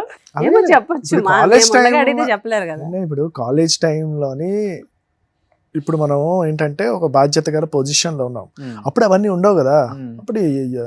అప్పుడు జస్ట్ యూత్, అప్పుడు ఒక మైండ్ సెట్ లో ఉంటాం కదా. ఓకే. ఆ మైండ్ సెట్ లో ఆ టైంలోని ఎవరు మీ మైండ్ కి హార్ట్ కి టచ్ అవ్వాల స్ట్రాంగ్ గా, అలాగే ఈ అమ్మాయి కరెక్ట్ అని. అలా లేదు. మీరు మా ఇద్దరికి పెట్టేస్తున్నారు ఇప్పుడు. ఫెస్టివల్ టైం అండి, చూసి ఎంజాయ్ చేసుకోవాలి అందరూ. మీరు జిల్లాలో పరీక్షిత్ రాజు ఎలాంటి వాడు అని అడిగితే ఇప్పుడు ఎవరిని అడిగినా పొలిటికల్ లీడర్స్ ని చెప్తారు, చాలా గుడ్ పర్సన్, ఎటువంటి అదర్ యావిగేషన్స్ లేవని చెప్తారు. క్యారెక్టర్ మాత్రం సూపర్. కాలేజ్ డేస్ అంటారా, అది నేను చెప్పలేను. అది నేను ఒకవేళ ఏం జరిగినా కూడా దానికి పెద్ద సీరియస్ గా తీసుకోవాల్సినంత అవసరం కూడా లేదు. మీరు కూడా ఎప్పుడు ఫన్నీగా అడగరా ఖాళీగా? ఎందుకు అడగం? అదే మరి మ్యారేజ్ డే 1 నుంచి అడిగితే ఏం లేదు, అది నిజమా కాదా దేవుడికి తెలియదు, ఆయనకు తెలియదు. ఏం చెప్పారు కదా ఉందని కారెక్కనివ్వండి, అలా స్టార్ట్ అవుతుంది ఇంటికి వెళ్ళిన దగ్గర. గట్టిగా మాట్లాడి ఎదిరించే అంత ఆడవాళ్ళు గట్టిగా మాట్లాడాల్సిన అవసరం లేదు, ఎదిరించాల్సిన అవసరం లేదు, చూపించాలి. అవి చాలా కామన్ థింగ్స్. ఏ పొజిషన్ లో ఉన్న వాళ్ళైనా గొడవలే, అంటే గొడవలు అంటే అదే అండి, సైలెంట్ అయిపోతాం అంతే. అది బెస్ట్. మాట్లాడడం మానేయడం. నేను ఒక 2 రోజులు మాట్లాడితే ఆవిడ ఏడ్చేస్తుంది, మనం వెళ్ళి బతిమాలేస్తాం. ఎమోషనల్ అండి బాగా, మీరు సెన్సిటివ్. ఆయన మాట్లాడిపోతే అసలు ఉండలేను. సో 2 రోజులకి ఏడ్చేసరికి మనం ఒక రోజు వరకు పర్వాలేదు, కానీ ఇంక సెకండ్ డే అయితే ఏడుస్తారు. అవును, మనం వెంటనే వెళ్ళి బతిమాలేస్తాం. ఓకే, అక్కడితో క్లోజ్ అయిపోతుంది. చాలా సెన్సిటివ్ అయితే మీరు. ఎమోషనల్ గా చాలా సెన్సిటివ్. నేను నన్ను చూస్తే చాలా స్టబర్న్ ఉమెన్ అనుకుంటారు, కానీ ఎమోషనల్ గా చాలా సెన్సిటివ్. ఓకే, చాలా సెన్సిటివ్. కానీ మీకు అప్పుడప్పుడు నేను మీ ఇన్స్టాలో ఎత్తితే దొరకలేదు, కానీ కొన్ని రీల్స్ చేస్తూ బాగా ఫేమస్ అయ్యారండి. అంటే కొంతమంది పొలిటికల్ గా ఉన్న వాళ్ళు దాన్ని ట్రోల్ చేశారు కూడా. టిక్ టాక్ వీడియోలు అంటే ఇష్టమా అండి, లేకపోతే మీకు కూడా అలా వీడియోస్ చేయటం, లేకపోతే లేదా క్యాజువల్ గా టైం పాస్ కోసం చేసింది అట్లా వైరల్ అయిపోయినాయి అంటారా? వీళ్ళు ఒక సందర్భాన్ని అదేదో బ్యాడ్ గా ప్రచారం చేశారు, కానీ అందులో తప్పేముందండి? నేను సినిమా పాటలు చేశానా, లేకపోతే ఏమన్నా కించపరిచేలాగా పాడడం, డ్యాన్స్ చేయడం, లేకపోతే నా హుందాతనాన్ని పోయేలాగా నేను డ్యాన్స్ వేయడం లేకపోతే పాడడం లేదు కదా. జగన్ గారి గురించి పాట, నాకు చాలా ఇష్టమైన నాయకుడు. మీకు చెప్పాను, మాకు పాలిటిక్స్ కాదు, ఎమోషనల్ బాండింగ్ ఆయనతో. అంత ఎమోషనల్ బాండింగ్ ఉన్న వ్యక్తి పాట నాకు పాడాలనిపించింది. టిక్ టాక్ అప్పుడు బాగా ఫేమస్ కదా, మేము యంగ్స్టర్స్, మేమేం ముసలోడం 60 ఏళ్ళు దాటిపోయి ముసలోడం కాదు. ముసలోడం కాదు. ఈ జనరేషన్ ఆ జనరేషన్లో ఆ టిక్ టాక్ అనేది అప్పుడు ఇది. అవును. సో జగన్ గారి మీద ఒక పాట నాకు అది కూడా ఆ రోజు ఏంటి ఎయిర్పోర్ట్లో ఉన్నాం, బెంగళూరు ఎయిర్పోర్ట్లో ఉన్నాము. నాకెందుకు ఆ పాట జగన్ గారి మీద చేయాలనిపించింది, చేశాను, పెట్టేసాను, ఫ్లైట్ ఎక్కేసా. నా phone mute, 2 hours waiting. 2 hours switch off కదా. దిగేసరికి మొత్తం ఫోన్స్ ఇది ఇలా వైర్లే అన్ని ఛానల్స్ లో వచ్చేసింది, లక్షల వ్యూస్ తోటి ఇలాగే. కానీ నేను అబ్జర్వ్ చేసింది ఏంటంటే అన్ని ఛానల్స్ లో వచ్చింది, ఏ ఛానల్లో కూడా నెగిటివ్ గా అసలు చెప్పలే. వాళ్ళ నాయకుడి గురించి ఆవిడ ఇలా చేశారు అని ఎంత బాగా చెప్పారో. వీళ్ళకి ఒక పాయింట్ దొరికింది, పుష్పశ్రీవాణికి వేలు చూపించడానికి ఏ పాయింట్ లేదు. ఏం పాయింట్ ఉంది, నువ్వు టిక్ టాక్ చేసావు అని అంటారు. అందులో తప్పేంటుంది అన్నది ఇప్పటికి కూడా అర్థం కాదు. టిక్ టాక్ మంత్రి అని పెట్టేశారు. మనం చేసిన మంచి, మనం చేసిన కష్టం, మన తెలివితేటలు కొంత ఇది అంటే నేనేం ఫీల్ అవుతున్నానని ఆవిడ కొద్దిగా ఇబ్బంది పడ్డారు. అంతే కదా. అంటే పర్సనల్ గా మాట్లాడేయడము, పర్సనల్ గా అంటే ఉమెన్ పొలిటీషియన్ అంటే ఎంత లోకు అంటేనండి, మా పేజీలోకి వచ్చి ఇష్టం వచ్చినట్టు కామెంట్స్ పెట్టేస్తా ఉంటారు. అంటే చాలా అబ్యూజ్ గా. మళ్ళీ మినిస్టరు ఏ పొజిషన్ లో ఉన్నా వాళ్ళకి అనవసరం. అంటే వాళ్ళ మైండ్ సెట్ ఎంత దారుణంగా ఉంది. వాళ్ళ ఫ్యామిలీ, మళ్ళీ వాళ్ళ ఫ్యామిలీ ఫొటోస్ ఉంటాయి. మరి వాళ్ళ ఫ్యామిలీస్ ఏం అనరో ఏంటో ఏం తెలియదు. అసలు అది పెద్ద టిక్ టాక్ చేయడం అనేది పెద్ద ఇదే కాదు, అంత నెగిటివ్ ఏం కాదు. చేశారు, టీడీపీ వాళ్ళకి అలవాటే కదా, నెగిటివ్ కాకపోయినా దాన్ని ఎలా నెగిటివ్గా చూపించాలా అనుకునే విధంగా. అంతే, అంత మించి. మీ ఫ్యామిలీకి సంబంధించిన కొన్ని ఉన్నాయి ఇక్కడ, చూద్దాం.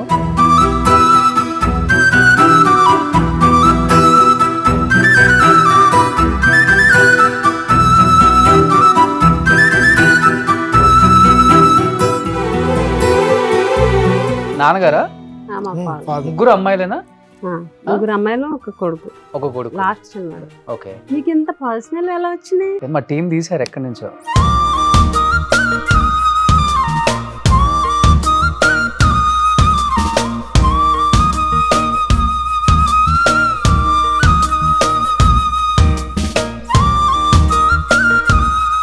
దుర్గకు చెప్పు, ఏం కావాలి, ఏ పాట కావాలి నీకు?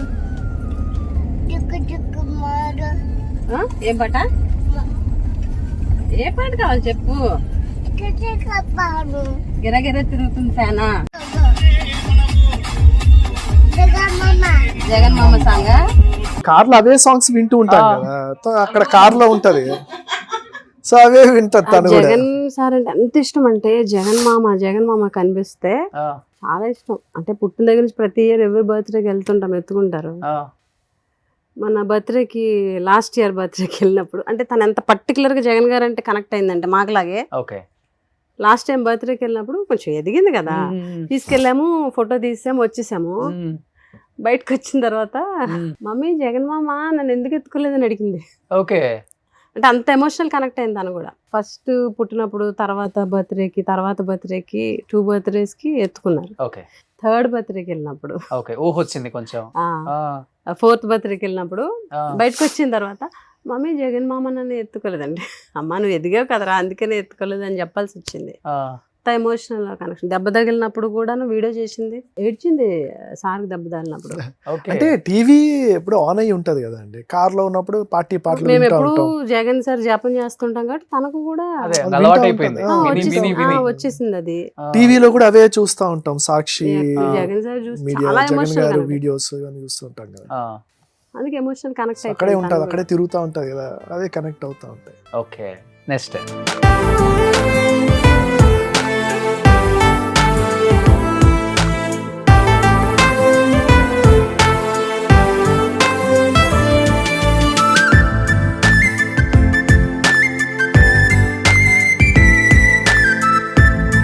జగన్ గారి పేరు చెప్తే ఎక్కువ ఎమోషనల్ అయ్యేది ఎవరు మీ ఇద్దరు అసలుకి?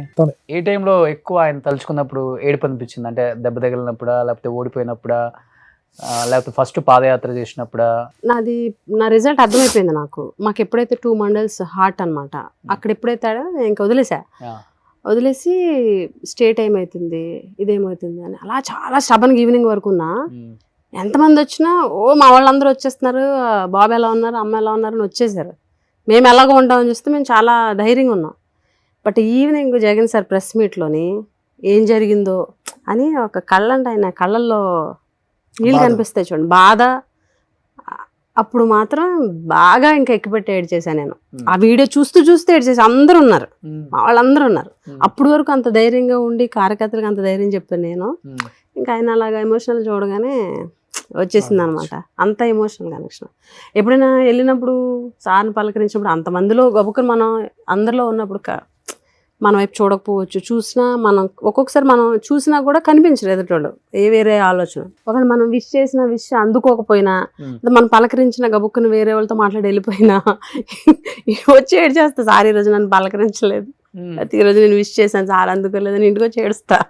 అంత ఎమోషనల్, ఓకే. చాలా ఎమోషనల్. కానీ ఈయన కూడా జగన్ గారు ఫ్యాన్ కాకపోతే పెళ్లి చేసుకునే దాన్ని కాదనేది ఒకటి, అది కూడా ఫుల్ ట్రోల్ అయిందండి. జగన్ గారు ఫ్యాన్ కాకపోతే అన్నది కాదు, కానీ వైఎస్ఆర్ కాంగ్రెస్ పార్టీ కాకపోతే, ఓకే, అంటే నన్ను ఒకవేళ వైఎస్ఆర్ కాంగ్రెస్ పార్టీ కాకుండా టీడీపీ నుంచి దేని నుంచి పోటీ చేయాల్సి వస్తే ఏమో ఇప్పుడు రిజెక్ట్ చేద్దునేమో అన్నది నా సంబంధం వద్దని, చేద్దునేమో అని ఒక హైపోథెటికల్ గా చెప్పాను అంతే. Okay okay. అందుకనే మీరు బిఫోర్ అన్నది, ఒకవేళ నేను పార్టీ మారే ఆలోచన ఉన్నా తనకైతే పాప ఆయనకి ఆలోచన కాదు, అంటే నా గురించి చెప్తున్నా. ఒకవేళ నేను మా ఫ్యామిలీ అటు ఉన్నది కదా అని నేను ఒకవేళ వెళ్ళాలనుకున్నా తను రాదు నాతో చెప్తుంది. అంటే నాకున్న ఎమోషనల్ బాండింగ్ చెప్పాలని అలాగా ఎగ్జాంపుల్ చెప్పారు, కానీ ఆయన ఏ రోజు కూడా ఆయనకు ఆ థాట్ అసలు లేదు. నేను ఎంత కమిటెడో నాకులాగా ఆయన కూడా కమిటెడ్, కాకపోతే ఒక రవ్వ ఎక్కువ నేను అది మాత్రం ఒప్పుకుంటా. ఓకే. కానీ మీరు ఎలక్షన్స్ అంటే క్యాంపెయినింగ్ చేసేటప్పుడు మీ మదర్ ఎక్స్పైర్ 2019 ఎలక్షన్స్ అప్పటికి 2019 ఎలక్షన్కి 2019 ఎలక్షన్ ఇంకా ఐ థింక్ April 9th అనుకుంటా polling, 9th 11th 5th mother చనిపోయారు. ఇంకా 4-5 daysలో ఎలక్షన్ అయిపోతుంది అని అనగా చనిపోయారు మదర్. ఇంకా ఆ ఎమోషన్స్ కూడా అలాగ లోపల దాచుకొని లాస్ట్ డే డ్యాన్స్ చేస్తాను నేను ఈ గిరగిర తిరుగుతుంది ఫ్యాన్కి, ఎందుకంటే క్యాడర్కి బూస్టప్ ఇవ్వాలని. నేను ఎక్కడా ఏడుస్తున్నట్టు కానీ దిగాలుగా ఉన్నట్టు కానీ కనిపించలే ఆ 4 days. పాలిటిక్స్ అంతే, ఎమోషన్స్ని దాచుకోవాలి. నవ్వు వచ్చినప్పుడు నవ్వడానికి ఉండదు, ఏడుపు వచ్చినప్పుడు ఏడవడానికి ఉండదు, అంతే పాలిటిక్స్.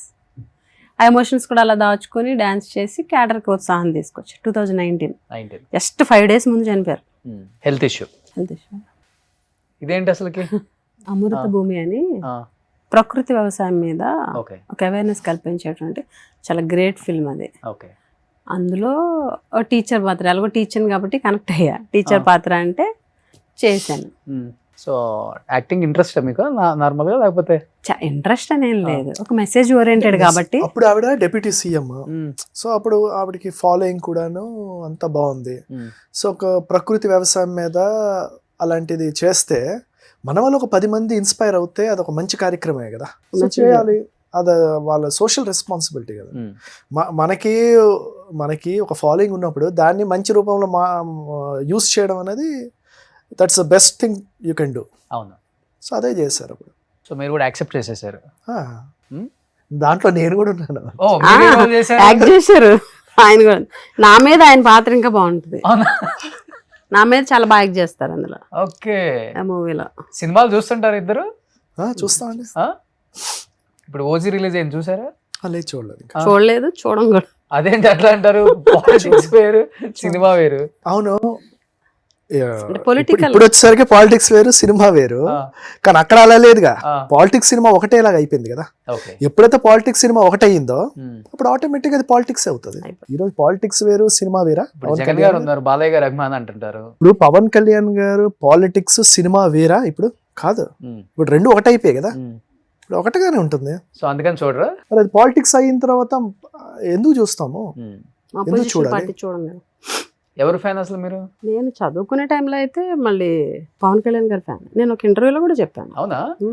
చదువుకునే టైంలో Pawan Kalyan fan, die hard fan. Okay. But ఈ పొలిటికల్ ఇది వచ్చిన తర్వాత ఆయన థాట్ ప్రాసెస్ నచ్చలేదు. ఓకే. ఇప్పుడు ఎవరు ఫ్యాన్? అల్లు అర్జున్, పుష్ప. ఓ, పుష్ప ఫ్యాన్ ఇప్పుడు? ఓకే. నేను మూవీ చూసాక పోస్ట్ కూడా పెట్టా పుష్ప మూవీ మీద, మూవీ చిన్న రివ్యూ లాగా రాసి. ఆబ్వియస్గా అల్లు అర్జున్ ఫ్యాన్. అల్లు అర్జున్ యాక్టింగ్ లేకపోతే? యాక్టింగ్ అంతే. స్టైల్, యాక్టింగ్ యాక్టింగ్ కలిసారు ఎప్పుడన్నా? లేదు Hmm. కలవదు. మీరెవరు ఫ్యాన్ అండి? నేను అప్పుడు నాగార్జున, ఇప్పుడు ప్రభాస్. ఇప్పుడు ప్రభాస్. ఓకే, మీరు కూడా ఇద్దరిని కలవలేదు? లేదు. కలవలేదు. ఓకే, అంటే అభిమానిస్తాం Oh. అంతే.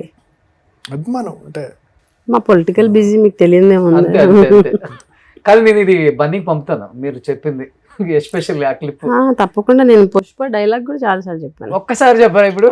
పుష్పరాజ్ తగ్గేదే లేదని ఎన్నో సందర్భాలు చెప్పాను. పుష్పరాజ్, ఓకే, పుష్పరాజ్ తగ్గేదే లేదు. ఆ స్టైల్లో చెప్పలేదు కదా. అలా అంటారు. మళ్ళీ ఇదో కాంట్రవర్సీ.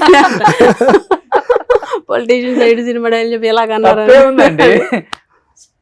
పొలిటీషియన్స్ డైలాగ్ చెప్పకూడదా? ఇప్పుడు పొలిటీషియన్స్ అంతా చెప్తున్న సినిమా డైలాగ్లే కదా స్టేజ్ల మీద, మీరు కాదా? మీ జగన్ గారే వాడుతున్నారు రప్ప రప్ప రప్ప అని. అదే తప్పు. రప్ప డైలాగ్ ఆయన వాడలేదు. అక్కడ ఏముందని చదివారు. అదే చదివి ఆయన స్టైల్లో చెప్పారు. తప్పది. జగన్ సార్ ఎప్పుడు చాలా డిగ్నిఫైడ్. అంటే ఒక పబ్లిక్ మీటింగ్ లో ఒక కార్యకర్త అతి ఉత్సాహంతో రప్ప రప్ప అని అతను పెట్టాడు. ఓకే, ఆ పోస్ట్ ని పార్టీ మొత్తానికి ఆపాదించారు. దాంట్లో దిట్ట కదా మరి. ఓకే, టీడీపీ దిట్ట అలాంటి బ్యాడ్ ప్రాపగాండా చేయడంలో చాలా దిట్టగా చేస్తారు ఎక్స్పర్ట్స్. పుష్పశ్రీవన్ గారు ఒక్కసారి మీ స్టైల్లో డైలాగ్ చెప్పరా ప్లీజ్. పుష్ప ఇక్కడే ఉన్నారు, రాజ్ ఇక్కడే ఉన్నాడు, ఒక ఇలా అంటానికి ఏముంది ప్లీజ్ ఒకసారి. పుష్పరాజ్ తగ్గేదేలే. పుష్ప 3 వైల్డ్ ఫైర్ ఉంటది. పాటలు పాడతారు బాగా ఇద్దరులో ఎవరో ఒకళ్ళు. ఈయన బాగా పాడతారు కదా పాట. అంటే నాకు లిరిక్స్ పెద్ద గుర్తుండవు, ఆ. జస్ట్ ట్యూన్ అనేది పర్లేదు.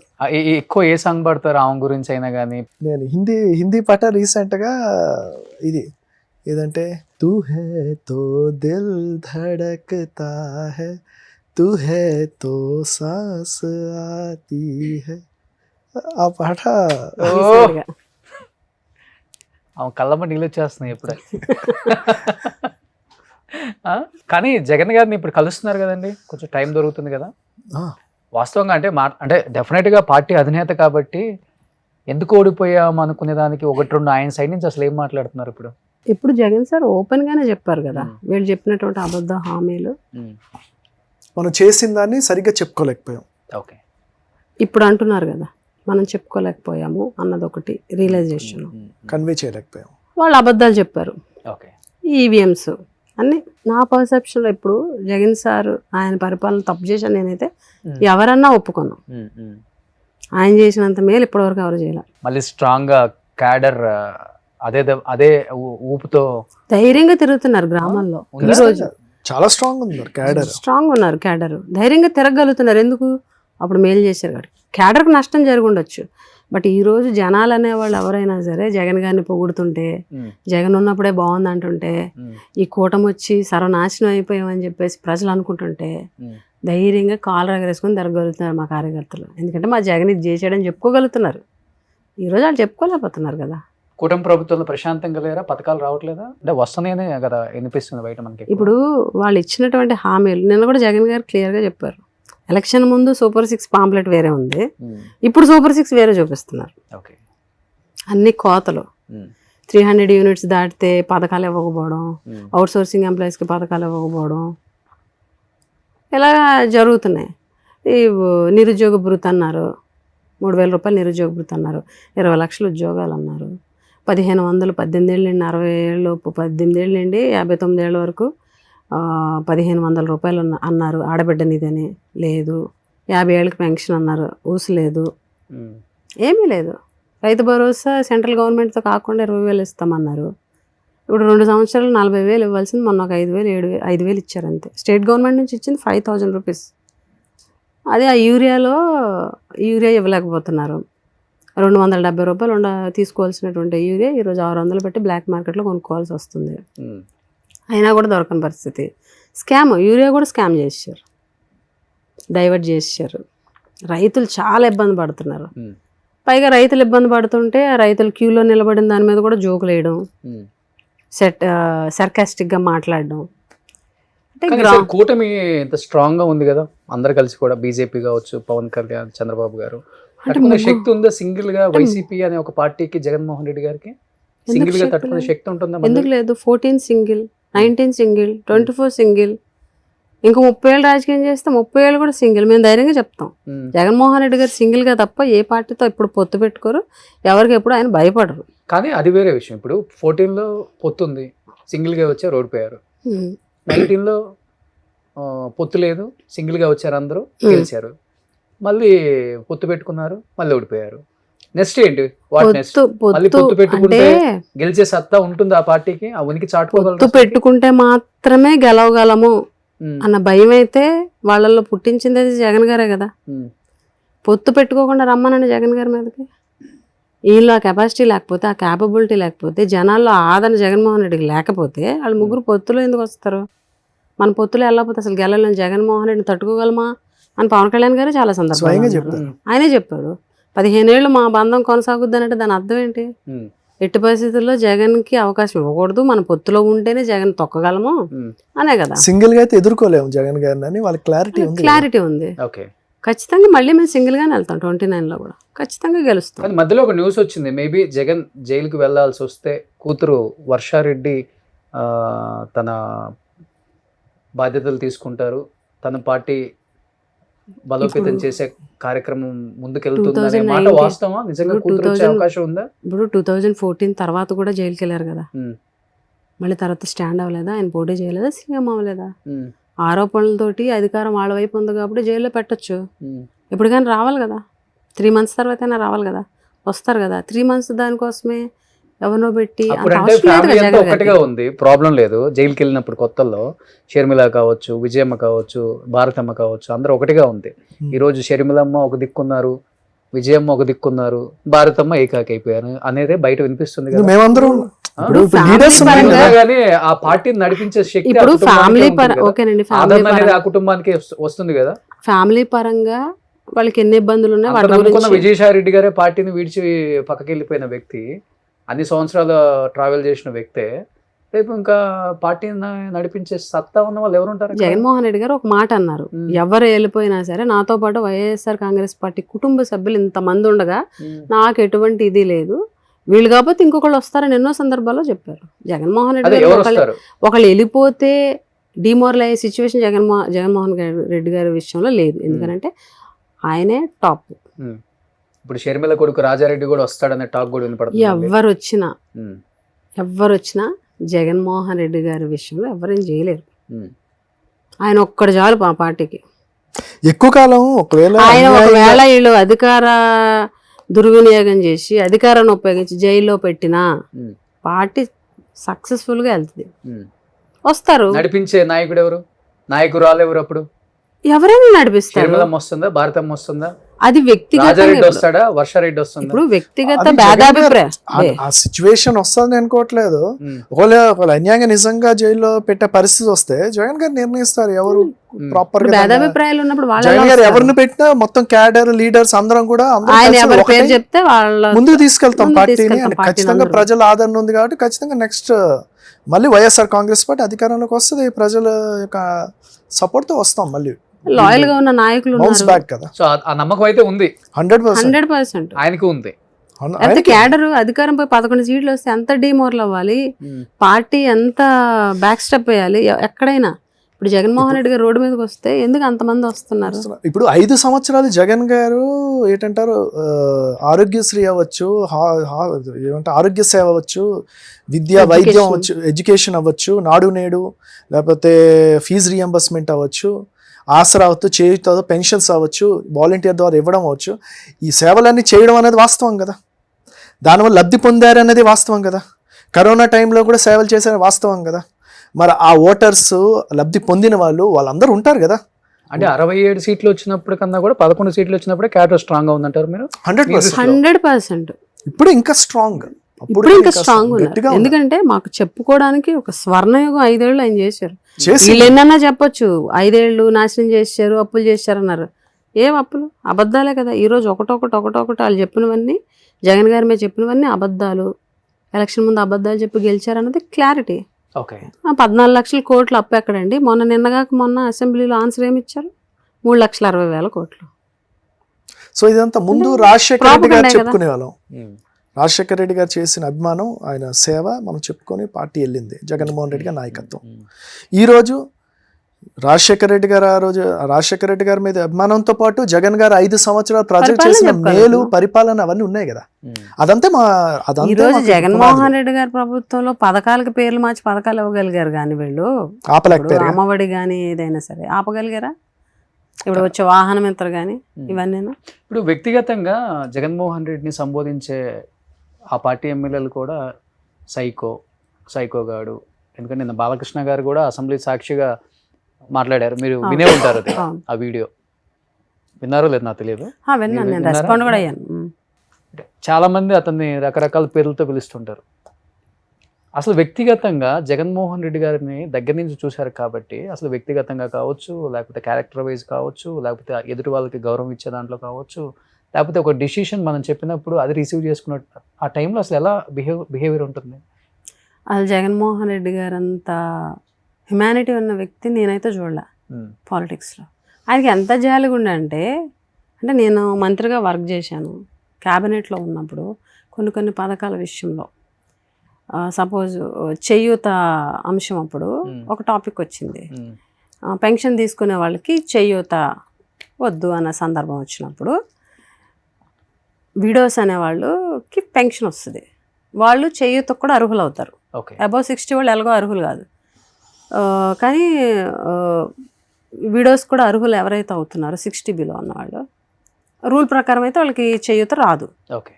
ఆయనకి ఎంత హ్యూమానిటీ చూడండి, భర్త చనిపోయి ఒంటరిగా పిల్లల్ని సాకాలి, ఆ ఫ్యామిలీ బర్డెన్స్ ముందుకు తీసుకెళ్ళాలి, వాళ్ళకి పెన్షన్ వచ్చినప్పటికీ కూడా అలాంటి వాళ్ళకి మనం కంపల్సరీ చేయూత ఇవ్వాలని చెప్పి రూల్ మార్చి పెన్షన్ హోల్డర్స్ కూడా చేయూత అర్హులైతే వాళ్ళకు కూడా చేయూత ఇమ్మని చెప్పారు. అంత హ్యుమానిటీతో ఆలోచిస్తారు. మీరు అన్నారు ఎవరి మాట వినరు అని, కొన్ని సందర్భాల్లో వినకపోవచ్చు, అది కూడా ప్రజలకు మంచి చేసే విషయంలోనే వినకపోవడం అనేది నేను చూశానైతే తప్ప డెసిషన్ మేకింగ్లో కొన్ని స్టబన్గా ఉంటారు. అన్న ఇలా చేస్తే ఎలాగవుతుంది, ఇప్పుడు అమ్మఒడి వచ్చేసరికి అంటే రియల్గా జరిగింది చెప్తున్నాను, అక్కడ కొంతమంది మంత్రులు వాళ్ళు అమ్మఒడి వచ్చేసరికి ప్రైవేట్ స్కూల్స్కి ఎందుకు, గవర్నమెంట్ స్కూల్స్ పిల్లలకి ఇద్దాము, ఎక్కువ ఎక్స్పెండిచర్ కదా సంథింగ్ అలాగన్నారు. ఆయన వినలేదు. ఎందుకనంటే ప్రైవేట్ స్కూల్స్లో చదివే మధ్యతరగతి బిలో మిడిల్ క్లాస్ పేదవాళ్ళు ఉన్నారు, వాళ్ళకు కూడా మనం హెల్ప్ చేయాలి అని చెప్పేసి అమ్మఒడి అనేది అలాగా అంత స్టబన్గా ఉంటారు. ఒక గుడ్ డెసిషన్ పీపుల్ చేయాలన్న విషయంలో మాత్రం ఎవరి మాట వినరు. అదొక్కటే ఆయన మాట వినకపోవడం, ఎవరి మాట అలాగేమి ఉండదు. ఎంత చిన్నవాళ్ళ దగ్గర అయినా సరే సలహా తీసుకుంటారు, ఇది ఎలా చేస్తే బాగుంటుంది, ఇది ఎలాగా. మరి ఎందుకు బాలకృష్ణ గారు అంత పెద్ద స్టేట్మెంట్ ఇచ్చారు? అసలు బాలకృష్ణ గారు ఒక గౌరవ శాసనసభ్యుడని మర్చిపోయారు, అదొక గౌరవ శాసనసభ అన్నది మర్చిపోయి ఇష్టం వచ్చినట్టు జగన్ గారిని హేళన చేస్తూ మాట్లాడుతూ, జగన్ గారి వ్యక్తిత్వ హననం చేస్తూ, చిరంజీవి గారిని కూడా అవమానిస్తూ అని మాట్లాడారు. ఈ ఎపిసోడ్ వల్ల అర్థమైంది ఏంటి అని అంటే, ఇన్ని సంవత్సరాలు చిరంజీవి గారిని ఇండస్ట్రీని జగన్ అవమానించారని ఏదైతే ప్రోపగండా చేశారో నేను చిరంజీవి గారి లెటర్ తోటి అందరికి అర్థమైపోయింది, మమ్మల్ని జగన్ అవమానించలేదు, సాదరంగా ఆహ్వానించారు, పిలిచారు, ఇలాగ మాకు టికెట్స్ రేట్స్ పెంచారు, నాకు బాలకృష్ణ సినిమాకు కూడా టికెట్ల రేట్లు పెరిగినాయి ఆ చర్చ తర్వాత అని చెప్పేసి ఆయన లెటర్ ఇవ్వడం జరిగింది. ఇది వాళ్ళకి చంపబెట్టే కదా, పవన్ కళ్యాణ్ గారికి కూడా చంపబెట్టింది. అసలు బాలకృష్ణ గారు ఆయన ఒక గౌరవ శాసనసభ్యుడు అండి, ఆయన కాన్స్టిట్యున్సీ సమస్యలు ఏ రోజు చెప్పలే, ప్రజా సమస్యలు ఏ రోజు మాట్లాడలే. నిజంగానే రాజశేఖర రెడ్డి గారు ఆ రోజు రాజకీయాలు ఆలోచించుంటే ఈయనకి హెల్ప్ చేయకపోతే ఈరోజు వచ్చి అసెంబ్లీలో మాట్లాడేవారైనా, ఆయన రాజకీయం ఆలోచించకుండా ఆ రోజు ఆయన హెల్ప్ చేశారు కాబట్టి ఈరోజు అసెంబ్లీలో ఎంత ఇదిగా మాట్లాడగలుగుతున్నారు. ఒక గౌరవప్రదమైనటువంటి పొజిషన్లో ఉండి ఒక మాజీ ముఖ్యమంత్రిని పట్టుకొని సభలో లేని వ్యక్తి గురించి అలా సైకోని మాట్లాడే ఎంతవరకు కరెక్ట్? అదే మీకు చెప్తున్నాం కదా, టీడీపీ వాళ్ళు ఎంతసేపు ఏంటంటే ఒక ట్యాగ్ ఒకళ్ళు తగిలించేస్తారు, ఇంకా కింది స్థాయి నుంచి పై స్థాయి చంద్రబాబు నాయుడు గారి వరకు ఇంకా అదే ట్యాగ్. ఒక వ్యక్తిని బ్యాట్ చేయాలంటే ఒకటే పాయింట్. ఫ్రెండ్స్ ఎవరు లేరండి మీ జిల్లా వాళ్ళు కావచ్చు, పక్క జిల్లా? జనరల్గా 2024 ఎలక్షన్ ముందు వరకు టీడీపీ వైసీపీ అన్నది లేకుండా ఎమ్మెల్యేలను కానీ ఎక్స్ఎమ్మెల్యేలను కానీ మేము చాలా ఫ్రెండ్లీగా ఉండేవాళ్ళం. ఎవరు మీకు ఫ్రెండ్స్ అంటే మంచి ఫ్రెండ్స్ ఆ పార్టీలో? అందరితోటి బాగుండేవాళ్ళం. ఉంటారు కదా 2014 to 19 అప్పుడు చైర్పర్సన్ స్వాతి రాణి గారు అవ్వచ్చు, అప్పుడు గీత గారు అవ్వచ్చు, ఇదే సంజయ్ రాణి గారు అవ్వచ్చు, కోళ్ళ లలిత్ కుమార్ గారు అవ్వచ్చు, కే నాయుడు గారు అవ్వచ్చు, ద్వారపురెడ్డి జగదీష్ గారు అవ్వచ్చు, వీళ్ళ మేమందరం అపోజిషను. వాళ్ళు టీడీపీ, మేము వాళ్ళు అధికారంలో ఉన్నారు, మేము అపోజిషన్లో ఉన్నాం. అప్పుడు ఆ మీటింగ్స్ వరకు మేము అడగాల్సిన వాళ్ళు సమాధానం చెప్పారు. అయిపోయిన తర్వాత చక్కగా షేక్ హ్యాండ్ ఇచ్చుకొని మాట్లాడుకునే వాళ్ళము. ఫంక్షన్స్ వాళ్ళ ఫంక్షన్కి పిలిస్తే మేము వెళ్ళేవాళ్ళం, మేము పిలిస్తే వాళ్ళు వచ్చేవారు. అంత క్లోజ్ రిలేషన్ ఉండేది. ఇదే గుమ్మడి సంజయ్ రాణి గారు మేమిద్దరం చాలా క్లోజ్ ఒకప్పుడు. ఓకే. ఇప్పుడు ఎంత రైవలరీ అంటే అసలు ఏంటి వైసీపీ వాళ్ళతో మాట్లాడితే ఏమైపోద్దో అన్న మెసేజ్ వాళ్ళ పార్టీలో ఉంది. ఓకే. అందుకని మొహాలు చూపించడానికి ఇదెవరు, ఏది పడితే అది మాట్లాడడం. ఇప్పుడు రైవలరీ పీక్స్కి వెళ్ళిపోయింది అనమాట. పర్సనల్ మెసేజ్ అని పెట్టుకుంటారు కదా, అవి కూడా లేవు. అంటే అంత ఘోరంగా వాళ్ళ పార్టీలో ఉన్నటువంటి మరి అధిష్టానం నుంచి ఏం సిగ్నల్స్ వస్తున్నాయి కానీ ఓకే ఇంకా పార్టీస్ ఫంక్షన్స్ పిలుచుకోవడం, ఎదురు పడితే ఇది అవ్వడం. హోంమంత్రి అనిత గారు మీరు మంచి ఫ్రెండ్ అనా? నాకు ఫస్ట్ అధికారంలో ఉన్నప్పుడు కూడా మీరు? ఆవిడతో అంత పరిచయం లేదు, ఆవిడతో ఎప్పుడు మాట్లాడలేదు కూడా. ఓకే. అప్పుడు 14 to 19 కూడా లేదు. ఆ తర్వాత ఎలాగ ఆవిడ ఓడిపోయారు, మేము అధికారంలో అప్పుడు లేదు, ఎప్పుడు లేదు. సంజయ్ రాణి గారు అంటే మా జిల్లా కాబట్టి ఆవిడతోటి ఫస్ట్ చాలా ఇదిగా ఉండేది. ఇప్పుడు ఆవిడ అధికారంలోకి వచ్చిన తర్వాత నోటు దురుసుతో మాట్లాడడం, జగన్ గారిని అంటే మేము కూడా ఖచ్చితంగా మా నాయకుడిని అంటే మేము ఎందుకు వదులుతాము, గట్టి కౌంటర్ ఇస్తున్నాం మేము కూడా. సో ఎలక్షన్స్ తర్వాత ఆ ఫ్రెండ్షిప్ కూడా అందరితో కట్ అయిపోయింది అనమాట. కట్ అవడం కదా, వాళ్ళని బట్టి. ఓకే. వాళ్ళు చాలా దారుణంగా ఉన్నారు. టీడీపీ వాళ్ళ మైండ్ సెట్, వైసీపీ వాళ్ళు అంటే ఏదో మేమేదో, అసలు మేము అధికారంలో ఉన్నప్పుడు అసలు టీడీపీని ఏ రోజు టార్గెట్ చేయలే. మా జిల్లాలో మేము ఎవరిని ఇబ్బంది పెట్టలే, ఎవరిని ఒక మాట అనలా, ఎవరిని హెరాస్ చేయలే. బట్ వాళ్ళు అలా లేరు. వైసీపీ వాళ్ళు అంటే అమ్మో వీళ్ళతో వెళ్తే మా అధిష్టానం ఏమంటుందో అన్నంత దారుణంగా ఉన్నారు. మాట్లాడడానికి కూడా ఆలోచిస్తున్నారు. మీకు ఎవరున్నారు ఫ్రెండ్స్? పరీక్షిత్ గారు టీడీపీలో, జనసేన, టీడీపీ అలా ఎవరు లేరండి అస్సలకి? లేదు. మీ బేస్ ఉంది కదా, మీ ఫ్యామిలీ ఫస్ట్ నుంచి రూట్స్ కూడా. ఎవరితో మనకి పెద్దగా ఫ్రెండ్షిప్ అని ఏం లేదు. అందరితో మామూలుగా పలకరించుతాం కదా, ఎవరైనా కనిపిస్తే పలకరించడమే తప్ప ఫ్రెండ్షిప్ అనేది ఏం లేదండి. ఓకే.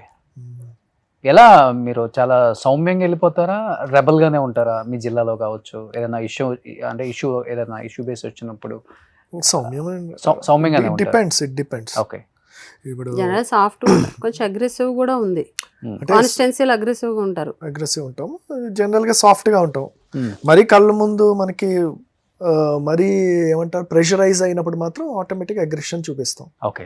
ఇప్పుడు ఇప్పటి వరకు అయితే ఆ పరిస్థితి ఇంకా రాలేదు మీదకి వస్తే ఆటోమేటిక్గా అది కూడా ఉంటది కదా. ఓకే. ఈ పరీక్షిత్ రాజు అనేది చాలా డిఫరెంట్గా ఉంటుంది మీ నేమ్ అసలుకి. పరీక్షిత్ అనేది అసలుకి ఏంటి, ఎలా వచ్చింది అసలు అది? అంటే మా చిన్నప్పుడు మా మదర్కి అంటే నేను అంటే ఏంటంటే మదర్కి కడుపులో ఉన్నప్పుడు కొంచెం అంటే ఓవర్ బ్లీడింగ్ ఇది అయిపోతే అప్పుడు మనకి పెద్ద ఆసుపత్రి అన్నిటికంటే గుంటూరు ఆసుపత్రి అప్పుడు మెయిన్ ఆ టైంలో. సో అప్పుడు అక్కడ తీసుకెళ్తే ఓవర్ బ్లీడింగ్ అవుతూ తీసేయాలి అని అన్నారు. మరి నేను ఒక్కడనే అంటే అప్పటికి మా అక్క ఉంది, వారసత్వం అంటే ఎవరు లేరు. సో అప్పుడు మా మదర్ నేను చచ్చిపోతాను కానీ నేను అంటే అలౌ చేయను అని అన్నారు. సో ఆ రిస్క్ మీద అప్పుడు ఎవరో సీనియర్ డాక్టర్ వస్తే తీయాల్సి వచ్చింది.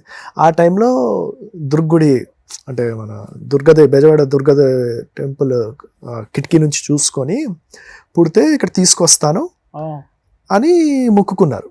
లేకపోతే పీసెస్గా కట్ చేసి తీయాల్సి వస్తుంది అని చెప్పారంట.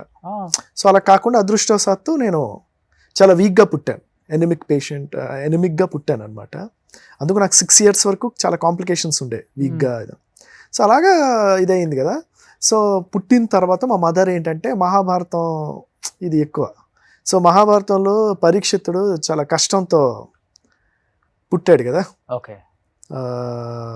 ఏమంటారు అశ్వత్థామ ఏంటంటే తన ఆయుధాన్ని వేస్తే దాన్ని శ్రీకృష్ణుడు దాన్ని అడ్డుకున్నారు కదా. సో ఆ విధంగా వంశానికి వారసుడైన పరీక్షిత్ రాజు పుట్టడం జరిగింది, అంత కష్టంతో పుట్టడం జరిగింది. సో ఆ ఇన్సిడెంట్ మా మదర్ ఆ సిచ్యువేషన్ ఆ పేరు పరీక్షిత్ అని పేరు. సో అలా అమ్మ పరీక్షిత్ రాజు అని పెట్టుకున్నారు. వాళ్ళది ఛత్తీస్గఢ్ సుక్మా. మా మదర్ క్యాన్సర్ నుంచి బయటపడ్డారు, థ్రోట్ క్యాన్సర్ నుంచి బయటపడ్డారు. Now she is happy. So మీతోనే ఉంటారు. ఓకే. మాతో సో ఎంజాయ్ చేశారు, పిల్లలు అన్ని చూశారు కళ్ళతో. అన్ని చూశారు. కోడలు వచ్చి మినిస్టర్ అయ్యి ఉప ముఖ్యమంత్రి అయ్యి కళ్ళలో కనని అన్ని పదవుల్ని ఆ ఫ్యామిలీలో చూసుకునే అదృష్టం ఆమెకు దొరికింది. అయితే బిడ్డ పుడితే చనిపోతారని చెప్పినప్పుడు గ్రేట్ కదా. నిజంగా దేవుడు ఉన్నాడు అనిపిస్తుంది కొన్నిసార్లు. చూస్తున్నప్పుడు వింటున్నప్పుడు మనం కూడా కథలో ఈ కొన్ని ఎగ్జాంపుల్స్ గా వింటున్నప్పుడు అది మీ మదర్కి ఎంత ఐడియా ఉంటే పరీక్షిత్ రాజ్ అని ఆయన పేరు మీకు పెట్టుకొని గ్రేట్ అండి. ఫెస్టివల్స్ బాగా చేసుకుంటారు ఫ్యామిలీస్ తో? పర్లేదు. ప్రతి ఎక్కువ ఏది ఏ ఫెస్టివల్? సంక్రాంతి, దసరా ఎక్కువ చేస్తారు. దసరా ఒకటి, సంక్రాంతి ఒకటి. దసరా ఏంటంటే మా కుల దైవం మా కులదైవం దుర్గాదేవి. కోటలో దుర్గమ్మ గుడి ఉంది. ఓకే. కోటలో కోట కంపల్సరీ దుర్గమ్మ అత్తయ్య గారి మా సొంత దగ్గర దైవం. అన్ని చేస్తారు. పూజ గుడికి చేస్తాం. వెళ్ళి పూజ చేయాలి. సంక్రాంతి కూడా బాగా జరుపుకుంటాం. బాగా జరుపుకుంటాం. ఓకే. ఎక్కువ నియోజకవర్గంలో ప్రజలతో మాక్సిమం కాన్స్టిట్యున్సీలోనే ఉంటామండి. ఇప్పుడు అవైలబుల్ ఇప్పుడు ఉంటున్నారా? ఈ- వైజాగ్ లో ఉంటున్నారా? ఈ రిజల్ట్ తర్వాత మేము కొంచెం బయటకు వెళ్ళడము, అంటే ఇప్పుడు కొంచెం గ్యాప్ వచ్చింది కాబట్టి ఓకే. ఇప్పుడు మళ్ళీ ఇష్యూస్ పెరిగినాయి అనుకోండి, పొలిటికల్ గా ధర్నాలు అవన్నీ. ఇప్పుడు ఎక్కువ వైజాగ్ లో ఉంటున్నారా? అలాగే లేదు, అంటే వీక్లీ 4 days ఏమంటారు 4 to 5 days ఊర్లో తను ఉంటుంది. ఉమ్. నేను వీక్లీ ఎక్కువ రోజులు వైజాగ్లో నేను ఉంటాను. ఓకే. అటు ఇటు వీకెండ్ Balance దగ్గర చేస్తాం. ఇద్దరం ఒక దగ్గర పాప కలుస్తాం. ఎడ్యుకేషన్ వల్ల ఓకే. వీకెండ్ దగ్గర నేను మళ్ళీ ఊరు వచ్చేస్తాం, ఇద్దరం కలుస్తాం. సో ఇప్పుడు మీరు మినిస్టర్ గా ఉన్నప్పుడు పాప పుట్టారు కదా? ఆ? 21. ఓకే.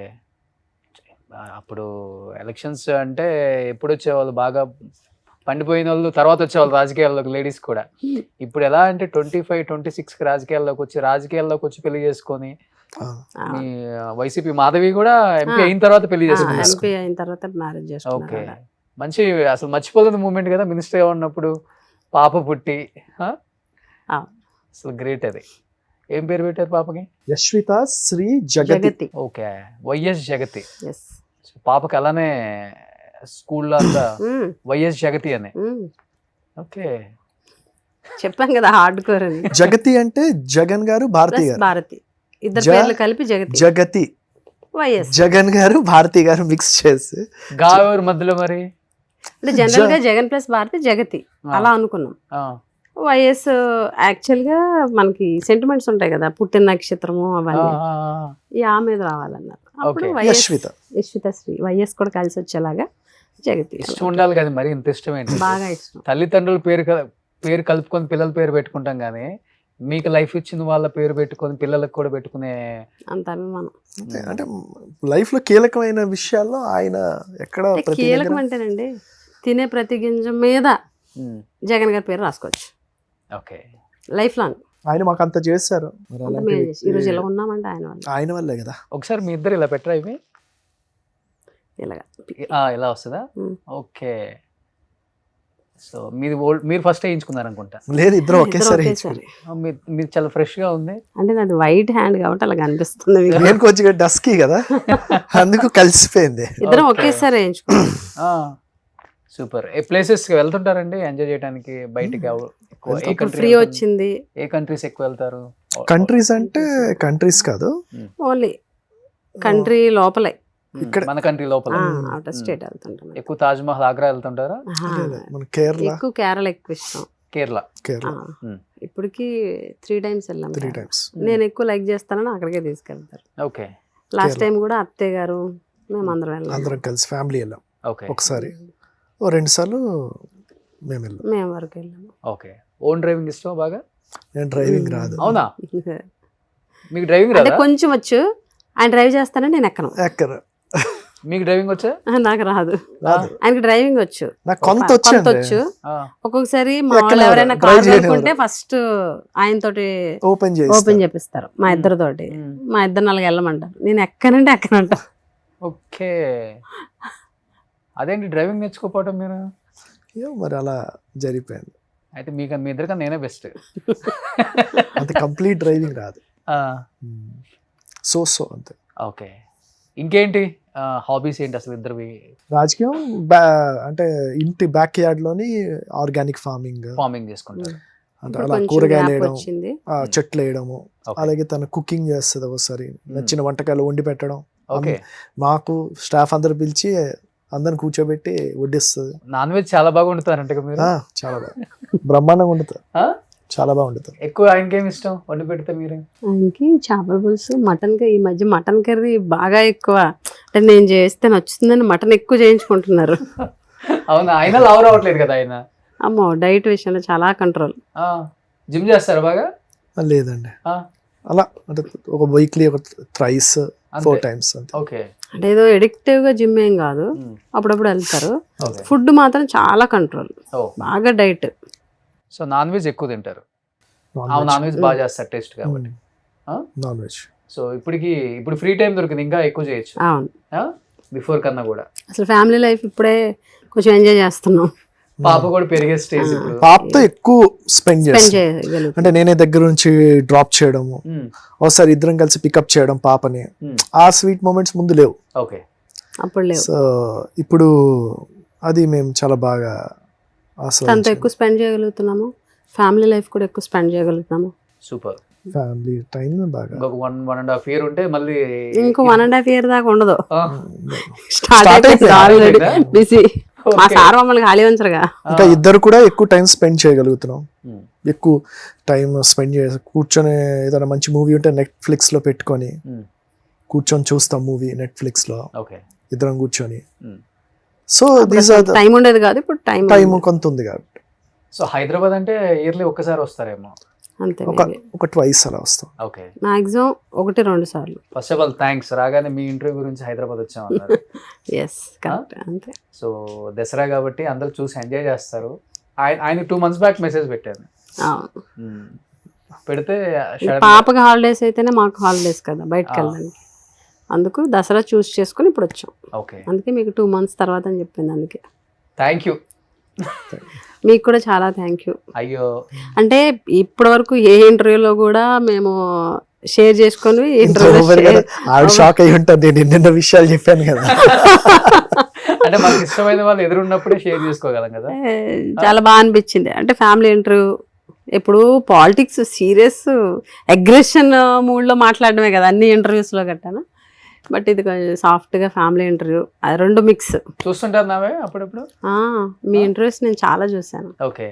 నాకు బాగా నచ్చింది పాకీజా గారిది. మీరు పాకీజా గారే కాదు ఇంకా చాలా మంది యాక్టర్స్ ఇంటికి వెళ్ళి మీరు ఇచ్చేయడం, అది మళ్ళీ లైమ్ లైట్లోకి వచ్చి చాలా మంది వాళ్ళకి హెల్ప్ చేయడం, అది నాకు బాగా అనిపించింది. అందుకే మీరని చెప్పగానే వెంటనే ఓకే, జనరల్ ఇంటర్వ్యూస్ కంటే దూరం ఉంటాను నేను. ఆమోద ముద్ర. ఫోన్లే, నాకు ఇంట్లో ఉన్న మగవాళ్ళ కన్నా ఆడవాళ్ళ ఫ్యాన్స్ ఎక్కువ. అంటే జనరల్ గా హ్యుమానిటీ కనెక్ట్ అవుతారు ఎవరైనా సరే. దాన్ని ఎలాగ టర్న్ అవుట్ చేస్తారో మనకు తెలియదు కదండి. ఇప్పుడు ఏంటంటే వ్యూవర్స్ కూడా ఎక్కువ నెగటివ్ కి ఎక్కువ ప్రయారిటీ అంటే అట్రాక్ట్ అవుతున్నారు. దీనికోసం ఇంకా నెగటివ్ ఎక్కువ ప్రింట్ అవుతుంది. మనం ఒక ఉద్దేశంతో వెళ్తాము, అది డిఫరెంట్ గా వెళ్ళింది అనుకోండి, వీ డోంట్ వాంట్ దట్. ప్రశాంతంగా ఉండాలి, లైఫ్ అలా సాఫీగా వెళ్ళిపోవాలి, ఎవరికి ఇబ్బంది కూడా మనం ఎవరిని ఇబ్బంది పెట్టకూడదు. హ్యాపీగా వెళ్ళిపోవడం కావాలి కానీ ప్రశాంతంగా కావాలి కానీ అట్లీస్ట్ హ్యాపీ లేకపోయినా ప్రశాంతంగా పీస్ స్ట్రైట్ గా అలా వెళ్ళిపోతే చాలు. వెళ్ళిపోయిందా ఇప్పుడు 2 hours అయిందంట. తెలియదు, ఇప్పుడే చూసా. షాక్ అవుతుందా? నేను ఇంకా 40-50 minutes అయ్యిందంట. సో అదే ఆ ప్రశ్న చాలా ఫ్రెండ్లీగా అయింది. సో నిజంగా first of all thank you అండి, thank you so much. Accept చేసి హైదరాబాద్ దాకా వచ్చారు. అండ్ అందరికి కూడా ముందుగా దసరా శుభాకాంక్షలు. ఈ కపుల్ ఇంటర్వ్యూ అయితే చాలా చాలా ఎంజాయ్ చేస్తారు. ఈ కపుల్ మీరు ఇంతవరకు ఏ ఛానల్ కూడా వెళ్ళలేదు కదా? స్టూడియోకి వెళ్ళలేదు for the first time. Thank you, దానికి థ్యాంక్స్. సో మా ప్రపంచంలోకి తీసుకొచ్చాం, కలర్ఫుల్ ప్రపంచంలోకి. సో అందరికి కలర్ఫుల్ లైఫ్ ఉండాలి. కానీ ఏంటంటే రాజకీయం బిజీ, ఏం చూడలేము, ఏం చేయలేము, మాట్లాడలేము, మాట్లాడితే ఏమవుతుందో, అధికారంలో ఉన్నాము, ఇవన్నీ ఉంటాయి. ఒక టిక్ టాక్ వీడియోనే అంత వైరల్ అయిపోయింది కదా. సో ఈ ప్రపంచం కూడా జనం చూడాలి. పాప వాళ్ళు కూడా ఇలా లైఫ్ ఎప్పుడు ఇదేనా, ఇది కూడా ఉందని తెలుసుకోవాలి. ఆ తెలుసుకునే ఒక క్రమంలో నేను మిమ్మల్ని చేయాలనుకున్నాను. సో ఈ దసరాకి అది కుదిరింది. సో మీకు కూడా ముందుగా అడ్వాన్స్ దసరా శుభాకాంక్షలు మీ నియోజకవర్గ ప్రజలకి అండ్ ఆంధ్రప్రదేశ్ తెలంగాణ ప్రజలందరికీ కూడా అడ్వాన్స్ దసరా శుభాకాంక్షలు. థ్యాంక్ యూ సో మచ్ అండి. మీ ప్రేక్షకులు కూడా దసరా శుభాకాంక్షలు అడ్వాన్స్ గా.